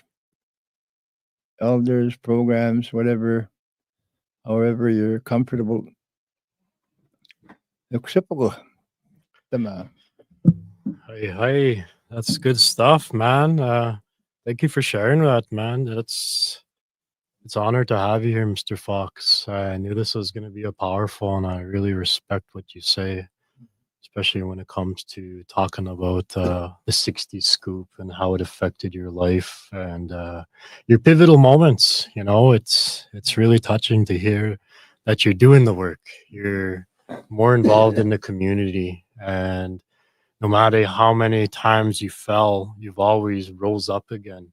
You have resilience, and I think that's what a lot of people, a lot of our native community, a lot of men in our community, all people, we have that resilience to get back up. It's you really got to look inside and find your spirit and know that it's there, know that it's listening, know that the creator is always with you. It's up to you though. It's up to you to do the work. And once you do that work, man, it's powerful. It's powerful stuff to attract like-minded individuals. You know what I mean? It's like that with life, you know. You're gonna be poor to your spirit. You're gonna attract those type of people. They're gonna come into your life, and we've all been through it. Whether it's ourselves or our families or people we know, friends, aunties, uncles, the generations before us. Man, it's tough. It's tough to be a native in today's day and age because we're the generations that are waking up. We are breaking the silence. We are speaking out. We are talking about it. And every time we talk about it, it gets lighter. It gets so light. I just came from healing and well, I came from a healing retreat. We were invited to go do healing in Waskesiu, Saskatchewan from another wellness center. We were invited and we met with a guy named Rick Goodwin and his partner Saeed. And I didn't know what to expect. I kind of knew what to expect. And we went there and we did it for a week. And every day, mentally draining. Sitting there in a circle, just like this, but 3 times this amount, there's probably like 15 to 20 of us just talking about our childhood abuse, our childhood traumas that happened in life. And with the circle, we all healed together. Some of us didn't speak, but most of us did. And it was good medicine to bring back to the community. And I just feel like it was all meant to be. And I'm pretty proud, pretty grateful, thankful that I got to go do that with the men out there and to be able to bring that knowledge back home to where I work and to practice it every day in my day to day life for my kids, for my partner, for my family, and everybody I meet in all walks of life. I want to be able to leave them with a good impression of myself. And I think that's what I do, good or bad, everyone that's been on my life, every season of every person I've met, I feel like that's what they take away from me, and I want to be that person. You know, I want to be that good person that people could talk about even long after I'm gone. You know, I'm going to talk about Mr. Leonard Fox here. Long after you're gone, you want your family to remember your teachings, right? Remember to love yourself, to be good to your spirit, and just to be kind to yourself. To have those, just to have that teaching of telling yourself you're enough every day, you know, and to do that, you're already doing God's work. You're already doing Creator's work by loving yourself. And that's what this place is about, you know? That's what this place is about: loving, serving, being compassionate, being you, not putting your hand down in class. And, you know, like I had to learn hard in life. I was picked on, I was bullied when I got back to Onion Lake. I was kind of suppressed into like, who's this kid? Why is he so smart? Why is he putting up his hand? And I just kind of got introverted over life, and my voice just kind of went back inside of me.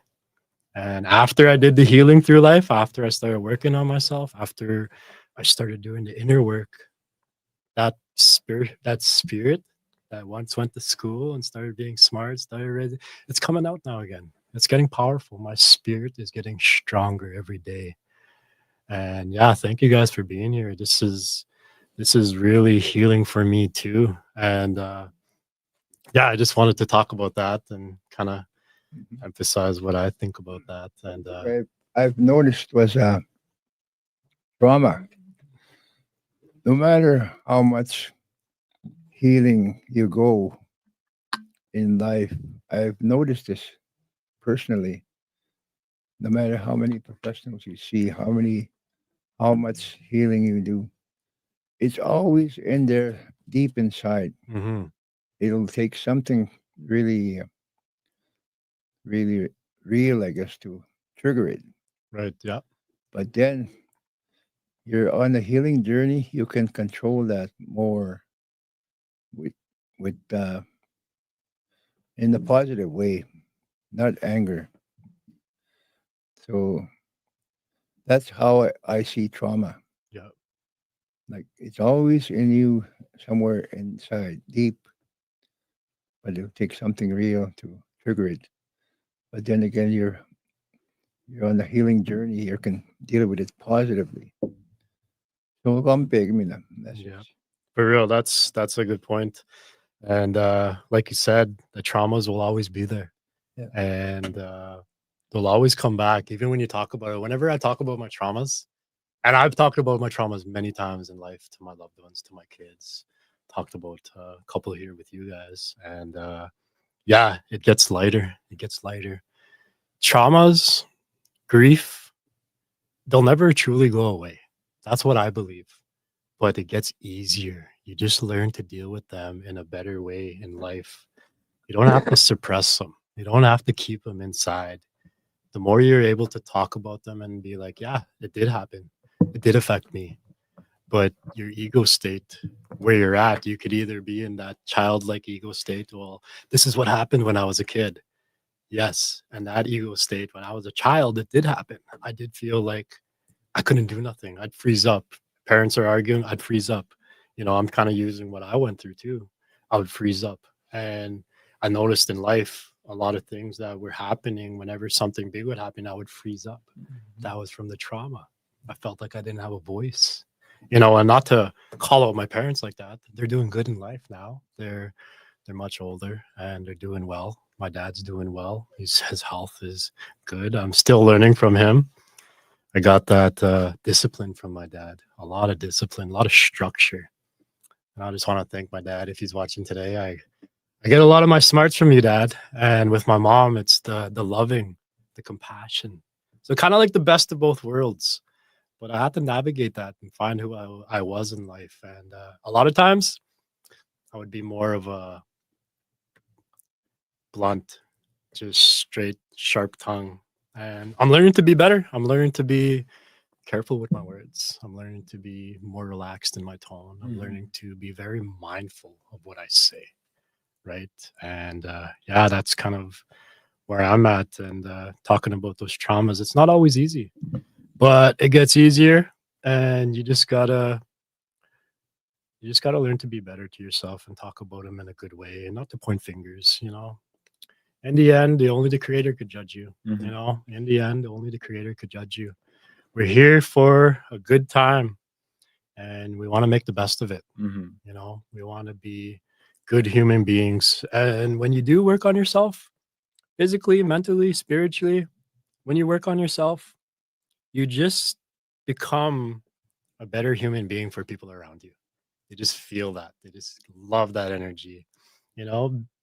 And it's not always like to be a good person, you don't always have to go over out and, you know, like, oh, I'm gonna go buy stuff for the homeless. I'm gonna go do that. That is good. I'm not taking away from it. That is good. But learn to recognize people. Learn to be nice to people. Learn to ask someone how their day is going. Listen to your spirit. You see someone having a bad time, ask them how their day was. You know, let them know they're doing a good job. We got everybody all over struggling. Everyone's going through life, and we never know what someone's going through at home. So it's always good to be kind, respectful.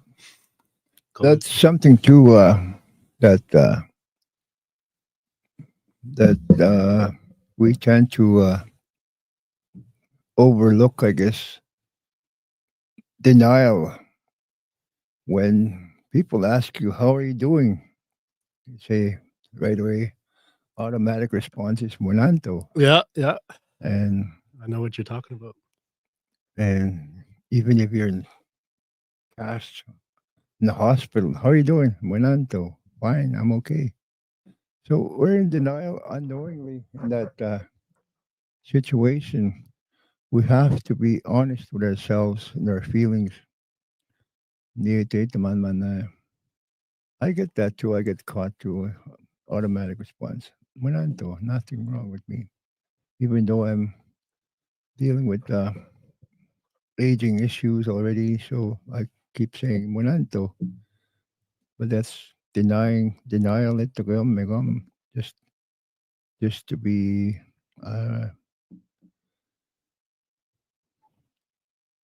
I can't see that.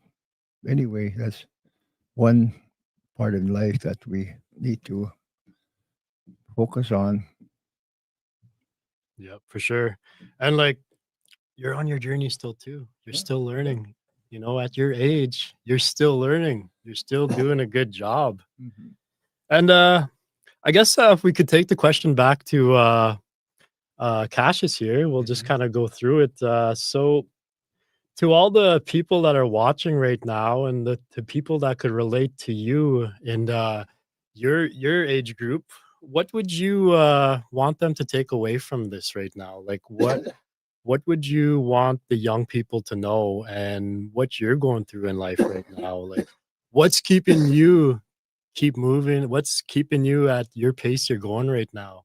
You know, you're someone to look up to. You're doing the work, you're finding out trying to start Mhm. this financial literacy right now and at a real good time, you know, like Mhm. we're getting money's coming into Onion. Like I don't know with the Haylands, with the Yeah. C&P, this is probably a Mhm. good time for this financial literacy to come out because there is going to be young people like you. Mhm. You're going to be 18 soon. Yeah. My son is going to be 18 in April. Mhm. So this is kind of perfect timing Mhm. for all these young kids. So what would you want them to kind of take away from what's your message to, I guess, your age category? I would say here's excerpt from me personally, all right? For me, I go through my own troubles, you know. I have my own rough past. Like growing up, I had a rough home life, you know. Like there's yellings of the home, you know, multiple broken TVs and stuff, you know. And all of those, the sound of broken glass really messes with me, you know. Yeah. But anyways, with my rough past, I would say one of the most important parts here is don't let that bother you, you know. Even though I am going down the fast lane, you know. I would say I do still deal with my own pain on a daily basis, you know, my own troubles.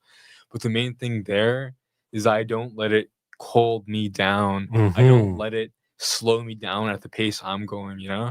Like for me, I would say, yeah, I do get slowed down. But it's not gonna be like, hey, I'm not gonna get like stuck down, you know? I'm gonna keep on going. I don't know, but I would say my main trouble right now is that I don't really relate to people my own age on the reserve, you know? Just because I don't practice alcohol or marijuana or things like that, you know? Yeah, yeah. And a lot of the people I hang out with do, you know? And it's kind of like I don't relate to them, you know? I'm very interested in entrepreneurship. Like for me, I do my own research on like Section 87, you know? I want to do my own business when it comes to drop shipping. I want to take advantage of Section 87 and also this lawsuit called Dickey versus Queen. And with that lawsuit, it allows me to do my business on reserve and allows me to ship off products on reserve tax free. So in terms of my margins, I'd get 30% more profits than Munyao, you Oh, know? nice. But the problem with that is that it's a 1K startup cost to even like get everything started. You know, like I approaching the products, getting shipped out, finding myself a Chinese supplier so I can ship to the States or Canada or even Europe, you know? Yeah. Overall, like I'm really into entrepreneurship and stuff. I'm really into my own self improvement, but that doesn't even mean that I'm going at this pace. You know, that I don't deal with my own troubles, with my own pain. You know, like my mom, she's like a really big trouble for me. Even my dad, you know, he's stuck in drugs, stuff of that sort. You know, my mom, like, mom's like, I am so proud of you, my boy, but like, my Yeah. mom's like, yeah, Yeah, well, that's good. You're still moving, you're still going, you're not letting the traumas and what everybody's doing in their life when it comes yeah, to your mom and dad, you know, you're still moving and you know what? They're proud of you. yeah, The kids, the ones that are watching right now, the ones your age, you're inspiring to them, you know, like take the chances. hmm Do what yeah, you can, you know, like get your education. yeah. Take the chances. Don't get too comfortable with what's just on the table in front of you. Start trying new things. Don't get too comfortable because comfortability, that's where it eats away at you. That's where you just start becoming like the stereotype they want us to be. hmm You know, like let's get out there, let's Yeah. move, let's make things happen and make your spirit happy. Honestly, yeah, like we don't really have enough programs for youth on the reserve, you know? Because like the only realistic options for youth on the reserve is like drink and party. I'm gonna be real, outside of like staying at home and playing video games. Because like, Yeah. hey, outside of that, youth can't go out and hang out unless you Mhm. go to like an after school club. Yep. And for my after school clubs, they're purely business based. I don't go there to have like fun and chill. I'd go there to like get business done, you know. Well, it's even the only fun thing I do is D&D. Even then, I'm not actively like friends with the people there. I'm just there to like hey, just do my own thing, you know. Mhm. I don't have a lot of close friends. I very much like do my own thing. Mm, You know, yeah. Well, I that's okay. That's okay. You're doing a really good job. And I kind of relate to that when I was younger. I didn't have too much friends because of how smart I was. And I would just do my own thing. hmm And I had a gaming family. We like to play games. We yeah. played all the games. We were very good at it. And yeah, you're doing a good job. You're doing a good job. The small circle, don't worry about it because you be your own person. hmm It's kind of like that old saying. I heard this before. I read it somewhere. Your vibe is going to attract your tribe. Yeah. You're going to attract people like you. So don't Mhm. worry, friends, they come and go. hmm Friends are temporary, Yeah. when you get old, when you get older and you get to experience like Mr. Leonard Fox, you could ask him who are his friends, who's still hanging, right? And he'll probably tell you he had a lot of friends, but there's probably only very few that are still walking with you, Yeah. right? Those are your friends. hmm Those are your people But because a lot of people are even temporary. even the people who I like hang out with currently, they're not walking down my road. Mhm. I'm just there to like goof around and like have fun with them. Yeah, But like that's the most. Like being mature and stuff like that. right on. But like that's the most. I don't have people who walk the same road as me. Yeah. Well, you're doing a good job. You're doing a really good job. And if I could just bring the question to Vishan. So you're 23. Mhm. You're working right now. I think you took time to be here. You're supposed to be working today. I Uh, just kind of want to ask you, um, what message would you like to give people around your age or the younger generation or the people that are in your category and about walking in a good way, the lessons you learned, and what they could probably take away Mhm. from this? Yeah, like even like to go on with like Cassius of like to what you said there. When I think about high school, and you probably even think about it too, is like it, it's a lot of time of your life, but like a lot of the people that I grew up in high school and went to school with high school, I don't really talk like it's a cordial hi, right? Like, oh, I went to high school with them. Hi, we were friends in high school. But like I felt like everyone that's been close to my life, like friend wise, out of like my adult life, out of high like started after high school. And like if I was real close friends with them, it was because we were family, right? Cousins or whatever, so on be it. So like that's what I just noticed was like it was after high school when I started meeting the people that you want to meet, right? The figures that you want to see, right? So even with that, then just a little bit of like my stories, like when I was in high school, I had no clue what I wanted to do. Not a lick, I guess I can say I was a little bit smart, I did okay in the reserve. Then I graduated in Notre Dame, Regina, and went out there to play hockey. And at that time, my only focus was hockey. Like, Yeah. didn't know care in the world, didn't think about a financial future, financial literacy, didn't want to care. I just wanted to get my grade 12, go play hockey, and see what happens from there.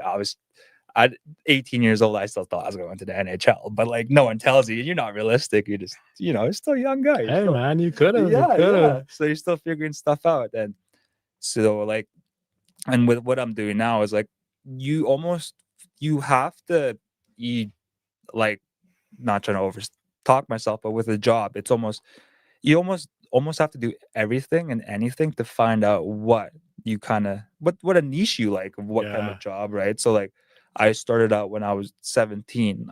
My first job was during the summer between my grade 11 and 12 year.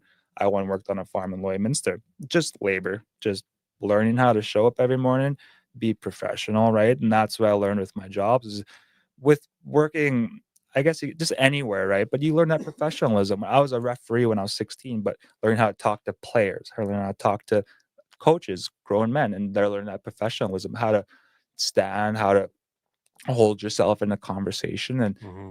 that just applies to everything where you go to. If you're just walking down in the mall and someone comes up and talks to you, just how you hold yourself. And that was something I've always to myself, I found that was very important was how I held myself. And also too is I felt like I never had like Cassius can maybe see this, but I never had a role model that I maybe could look up to. I never had someone that was maybe 25, 26 that I knew of that didn't hit rock bottom first, like, and I saw this in the reserve, and I saw this on, not in the reserve, but on Facebook or whatever. But it seems like the people we put in front of our kids almost have to hit rock bottom first to go up. We're showing our kids like, it's okay to hit rock bottom as long as you can go up, but it's almost okay just to a basic entry level job just to get experience. There's nothing wrong with that. You're going there every day. And that takes a lot to wake up every morning to go a job 5 days a week, you're 2 days off. That takes a lot out of you. But that's also growing as a person. And that's what I found. I never had that person I can look up to except my mom, or she had a job, right? So that was always something hard for me, was to understand of like, what do I want to be in my life? What is there to be? And even being on the reserve in Onion Lake, to not know the industry that we do have around us. And it's not a lot. We have the oil field and we have land. Out of that, like if you want to go work in an accounting firm in Lloydminster, well, you're probably working for an oil business. They're accounting, but then their main resource comes up from the land, the oil, right? So it's all tied to. And when that's how I found when I got my license and just started working, when I got into an oil field job, I didn't even know what it was. All I knew was like, oh, I'm gonna drive, I'm gonna make some money, just get some experience. And I found out what are these processes are. I didn't even know there was a plant up here in Onion Lake, Oh yeah. a SAGD extraction oil plant, a steam assisted gravity drainage plant. Yeah. No clue what that was. No, not a lick until I started working up there for myself, Yeah. talking to these guys. And that's almost what it took for myself too, was like going up there and talking to these guys. And for yourself, oil field, you're waking up at 4:30 in the morning and you're Yeah. back at 9 p.m. at night. Mhm. Those 16-hour days, you do that 7 days a week, you make good money at the end of the day. Like from that job, I was able to provide for myself because I'm in school right now. I'm not even employed. I'm currently, I I gave myself this opportunity to focus on school because Yeah. I've worked for 3 years. I don't want to swear, but busted my ass off. Mhm. Then even with that was like the people listening, and if you're unsure of a road you're going to go down, and this is just an idea, but if you're unsure, it's okay to go into something that you're unsure of, but you're not married to it. When I got my class 1 license, I started driving a truck. I could stick it out for a career for 40 years, or I could do it for 3, 5 years and make some money and maybe try to figure out what I want to do after and see what else is up there. But then I also have the experience. You're Mhm. building experience for yourself. You're seeing what else, or you're building a name for yourself. And that's what it took from me, from driving a semi, to see, wow, there's power engineers up in this plant in Onion Lake and they pay no taxes. These Yep. guys take 200,000. Like these Yeah. guys make more than, you know, these guys make more than a doctor with 2 years of schooling. Yep. And it's just, I never knew that. And I wish when I was in high school, I knew what this was, what that profession was. But I don't know now. And even when I was with Driven, I started going to career fairs with Driven. And I don't know if Cash just saw me, but I was at the high school career fair this past spring. Then I was at the career fair here at the Treaty Days with Driven Energy. Yeah. Now I'm just telling guys, and when I was telling them there, it can be a career you can do for your life, or it can be a good paying job. You can get in, get out, make some money, get some experience. Then you can go achieve something you want to achieve. Because even like myself, I didn't even know what I wanted to do until I was 22, and I'm 23, and I went back to school, and I'm back into school 23. And for people listening now, it's never too late. I sat down back in the classroom, looking at the board, seeing my professor do physics, and I was like, what am I doing? But I figured it out. I found the smartest kid, hung around with him, and Yeah. and now I did chemistry and physics and math I never thought I'd be able to do. It's almost like figuring out. And for anyone that's listening, and to being aware, like being, if you're looking at going to school and if it's nerve wracking, if it's not knowing how to do it, I've heard this from a doctor, and I've always carried it because I remember hearing it. And he said, any watch part of my language, but any idiot can get a degree. Any idiot can go to school and do, because it's just, at the end of the day, it's figuring out what your professor wants. It's figuring out how he wants your paper to look. It's figuring out, it's handing in the stuff. But at the end of the day, it takes a real person to figure out who they want to be, or how they want to be, or how they want to hold themselves, right? The person they want to be. looked up as, because right now was how, not, I don't want to say how I'm moving, but how I want to be looked at is that I'm not the guy that went to school or worked. It's just a general sober person that's there for the community. And then I say that, and I'm not there as often as much as I want to be, because Mhm. I'm trying to pursue something else and going to work. I'm going back and forth. And even when you're working all the time and the depression that comes with it, then even with the fellas that are listening, it's okay to speak out. Yep. Go talk to a therapist. Go, you know. And personally with me, I spoke to female therapists, I spoke to men therapists. I personally find the female therapist better. Mhm. And it's just like, and it can come down to anything with like being unhappy with the things you're doing and not understanding why. And it Yep. could just be as simple as going to speak to a therapist and just being a little more uh self-aware. Yep. And just not, you can be doing things every day and you not even understanding that you're actually doing and how it's affecting your life and your body, right? And you know, and even with therapy for me too, it showed me to walk around with positivity mind, you Yep. know. Even this to explain with that, like anyone that's listening, if you fail a driving test, you know, there's next time. Yep. Going with that positivity that, okay, I failed this time, I'm gonna learn from my mistakes and I'm gonna do it better next time. Yeah. And that's just how I want to be, how I want to move as a person, continue growing and continue to keep seeking. But like, just that's what I'm expressing now to people my age. Because I heard this yesterday. They're like, "You're overly positive." I'm like, "Would you want me to be negative?" Yeah. Well, yeah. Yeah, right, right. You Like, want to be a good person. yeah, like, and it's just like someone like, "Hey, have you got your license yet?" And they tell me like, "Well, you know, try again. All you can do is try again. Did you graduate? All you can do is keep trying, right?" Yep. There's Yeah. nothing like, it's not just, oh, start working or this, that. It's like, just keep trying. And if you want to keep doing it, keep trying to have a positivity and just keep learning. And that's it. Like, and you're going to be learning every day. And for people, you could be my age or you can be our elder across the room, but you're learning every day. Yep. And that never stops. And if you have that mindset, if you want to keep learning every day, you're going to succeed. Yep. If you have that mindset, I'm going to learn every day. I'm going to, it's, if it's not even from a book, but you're learning how someone with more experience, how he does a job, or you're learning by watching him. That could be your way of learning every day. Yeah. And that's was something I'm trying to move forward as I grow as a person, is just watching people and watching what I do personally, how I treat people and moving with respect, but wanting to learn every day, wanting the desire to keep learning as a person, to keep developing as a person, because I'll never be satisfied as who I am, but I can always be satisfied of chasing the person from 10 years from now, right? Yeah. So like, and I can't even, and it's not even like I made that up. I heard that yesterday, but I'm not No, even gonna that's lie. good. No, I won't That's lie to good. you You know, guys. it was good. But like, it's just stuff like that. It's just like, be positive. I tell everyone, if it's a job or if it's anything, or if you're dealing with a shitty person, it's just be positive. Positivity beats negativity 100%. That positivity will drive you further than that negative 2-second mindset will drive you in 10 years. Right on. That's good. Yeah, that's good stuff from all of you. I really respect what you guys are saying from all generations. Take the chance. You know, what's that saying, Leonard? That agami muk? It's keep going, right? Yeah, keep going. That's Maybe live to be a Winchester. yeah.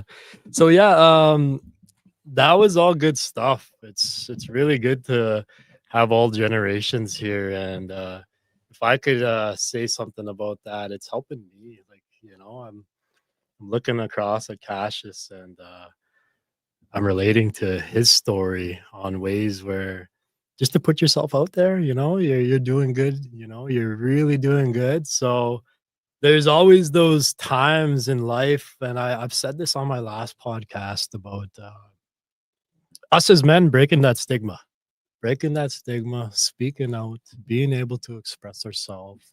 You know, I was making a joke the other day, and just being online sometimes. I watch I watch these women, these friends group, and how they're always complimenting each other, just saying this, like, "Oh yeah, you're doing good. I'll be there for you."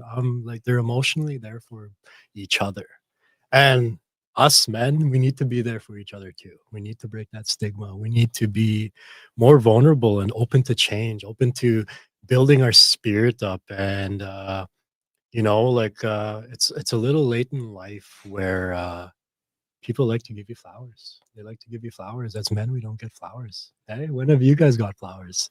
You ever got flowers in your life? I don't think I got. I think I got a flower from my kids. Sometimes my kids go and say, like, "Dad, here's a flower." I'm like, "Oh, okay, yeah, that's cool." But verbally, I would like to give each of you your flowers. Cassius, you're doing good. You're doing good job in school.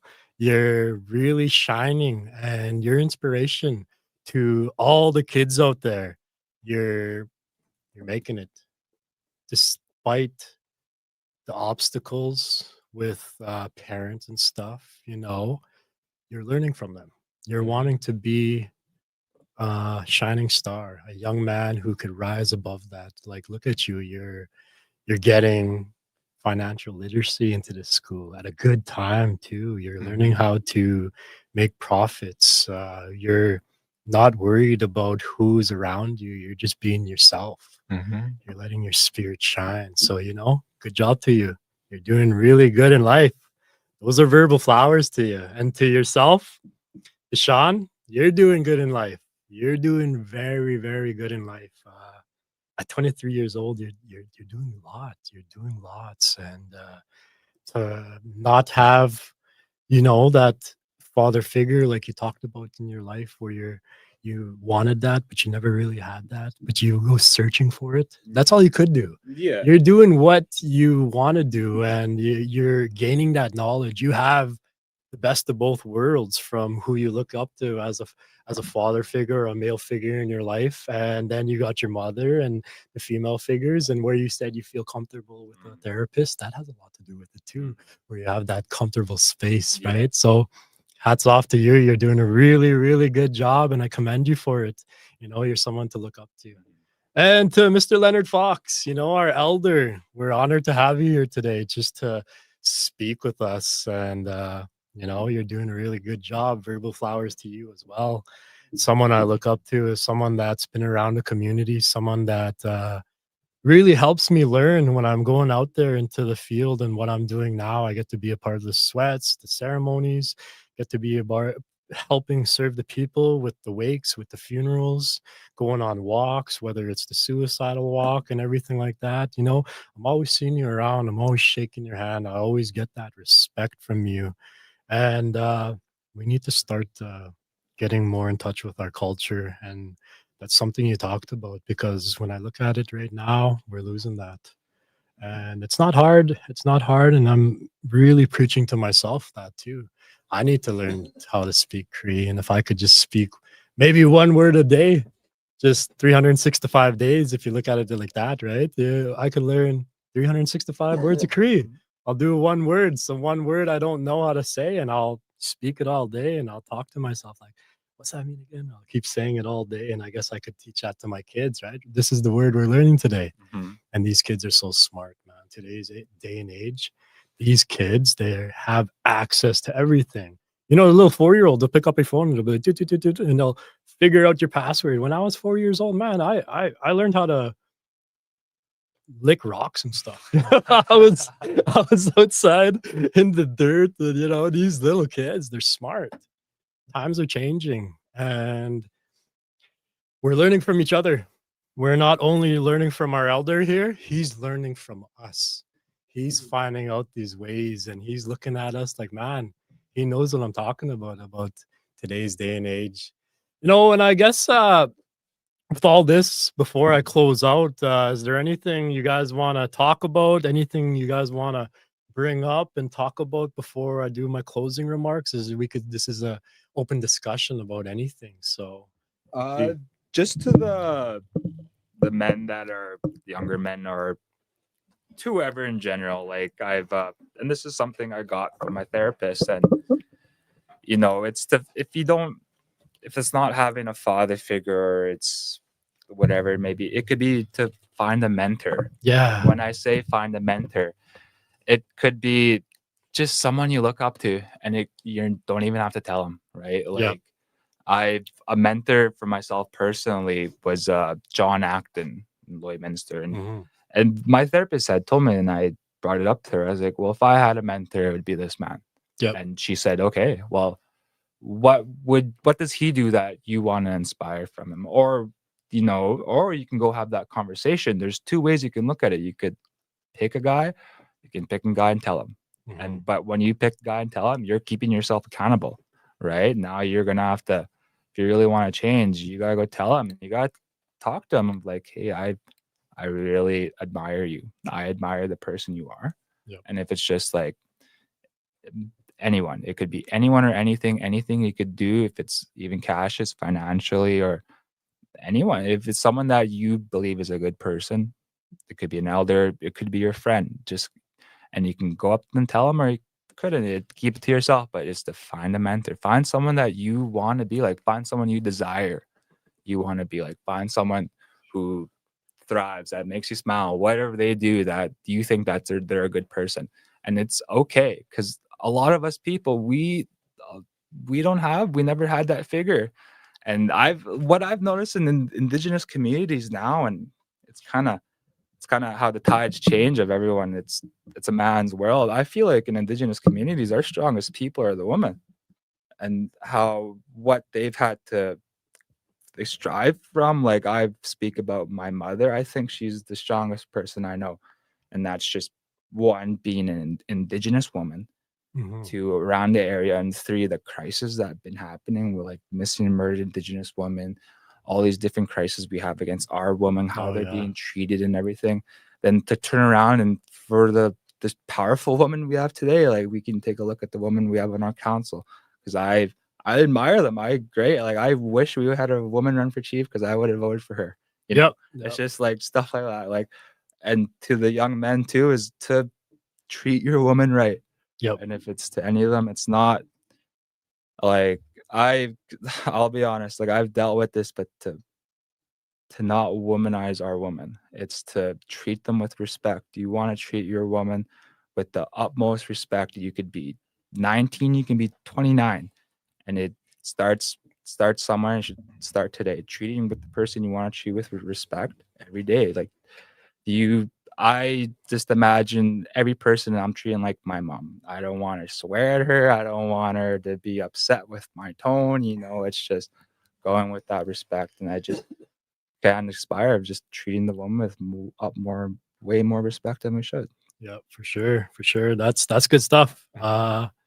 Thinking about it when you're talking, and yeah, it's a good thing to treat everybody with respect, and finding your people. And what I got from that is hang out with the people you aspire to be with, because you hang out with a group of friends, you think about your 5 friends in your circle, or if it's 3 friends, or if it's 2 friends, chances are you're going to become like them. If you're hanging around bad kids, and then you're going to become a bad kid. You're hanging around people who work in the oil field, not to say that's bad, you'll probably work in the oil field. But you're hanging around smart kids, you're choosing those smart kids to hang around with, like Cassius, like you. Culturally connected people like Mr. Leonard Fox. Pick your circle wisely, Yeah. because chances are you're going to end up doing things like them, good or bad, right? And I like to think about that, what you said about respecting and being the protectors, protect your woman, so they could heal. They could be the healers of our community. We have to be the warriors that we're meant to be. Yeah. We're supposed to stand strong. We're supposed to be able to speak our hearts, Yeah. talk about what we're feeling, not to suppress it inside. A lot of that will build up, and it's going to overflow on somebody. You're going to keep filling your cup. And I talked about this last podcast. Your cup's going to overflow. And sometimes it's on the wrong people. Most of the time, it's on yourself, telling yourself you're not enough, or else it's going to spill out onto your partner. It's going to spill out onto your parents. It's going to spill out onto your friends, your loved ones. Chances are that cup gets too full and it spills out on to the person in the drive-thru. You're taking too long. You're letting out frustration. it's spilling out onto the lady or the man who's packing your groceries. Oh, you're going too slow, but learn to have some humility, learn to be kind. You don't know what people are going through, Yeah. right? In everyday life. So our creator sees everything.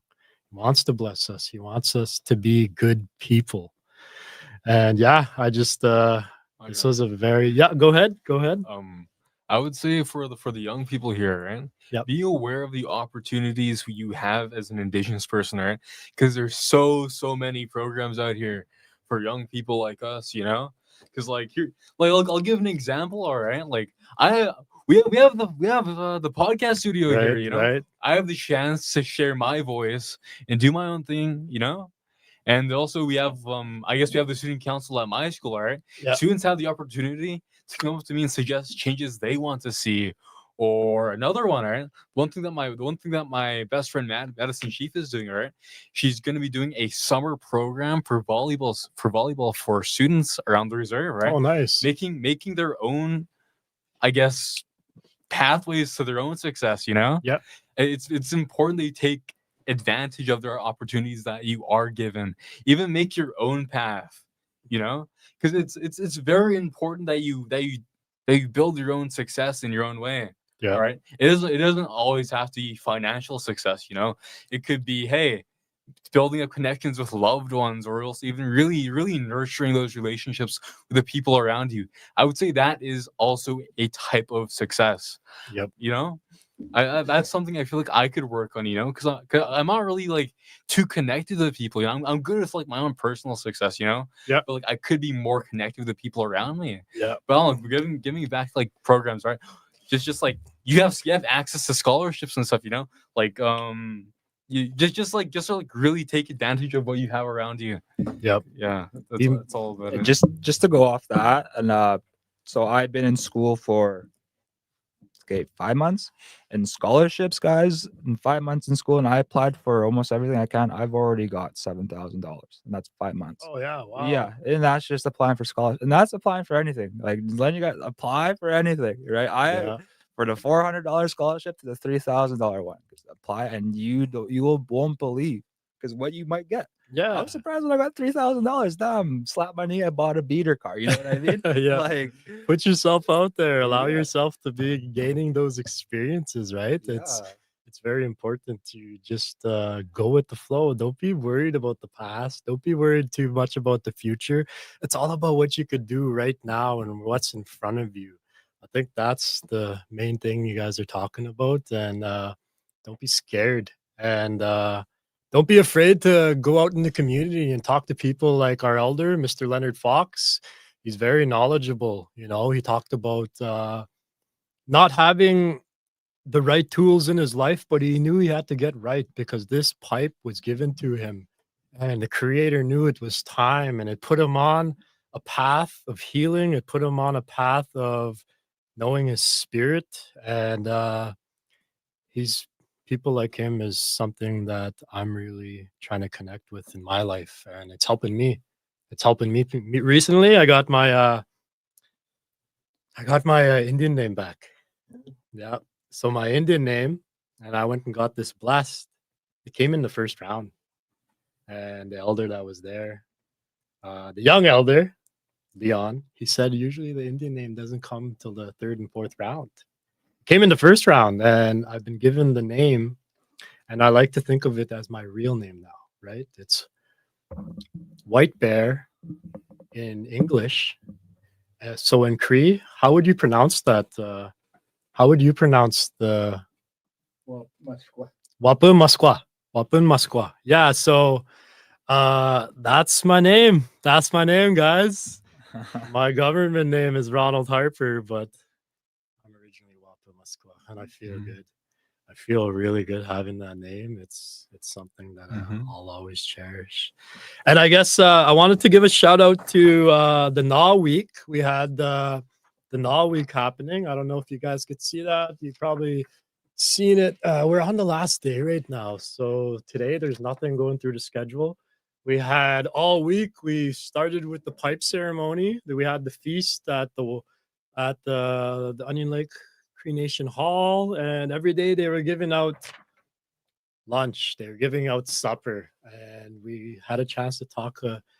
Had a chance to listen to all these people on a sobriety path, and they're doing good. They're doing really good, and I'm just proud of what our community is doing. There's a round dance tonight, so it's being put up by Wellness, where I work, at the Communiplex Hall. It's going to start at 5 p.m. and it's going to go till 2 a.m. ish.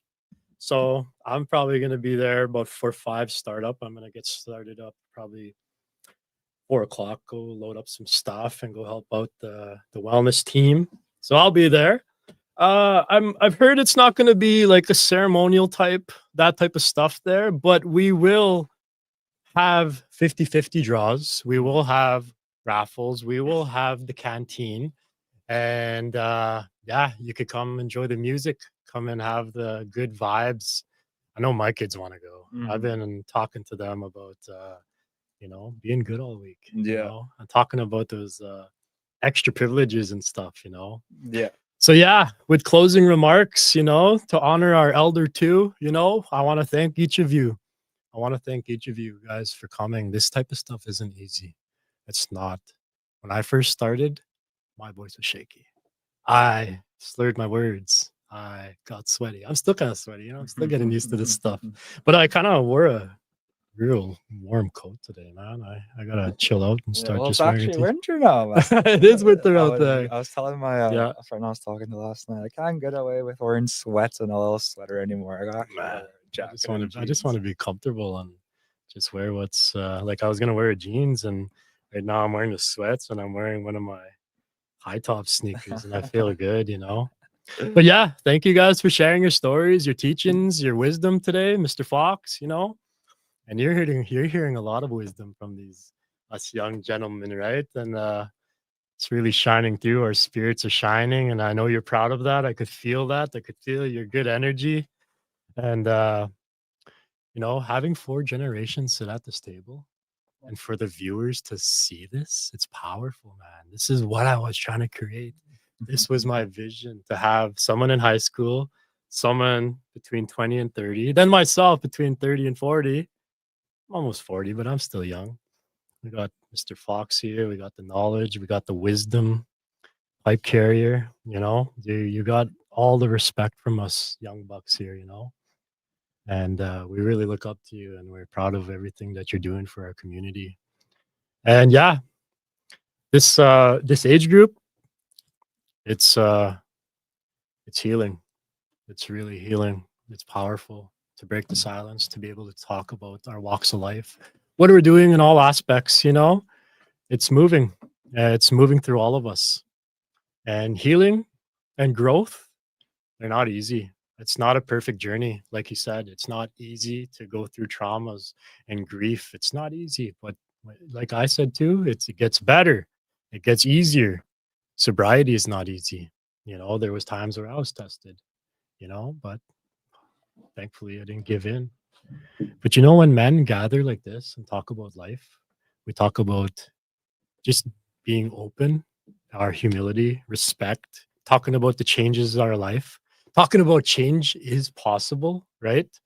And for ourselves, for our families, for our loved ones, and our communities, and for the generations to come, right? It's good stuff. So to everyone listening,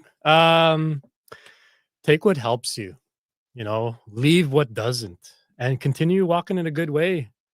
This is the Healing Generation. Thank you for being here. Take care. Mustas, thank you guys for being here. My stuff. Hi. Nice to us. Hey. Outro. Oh.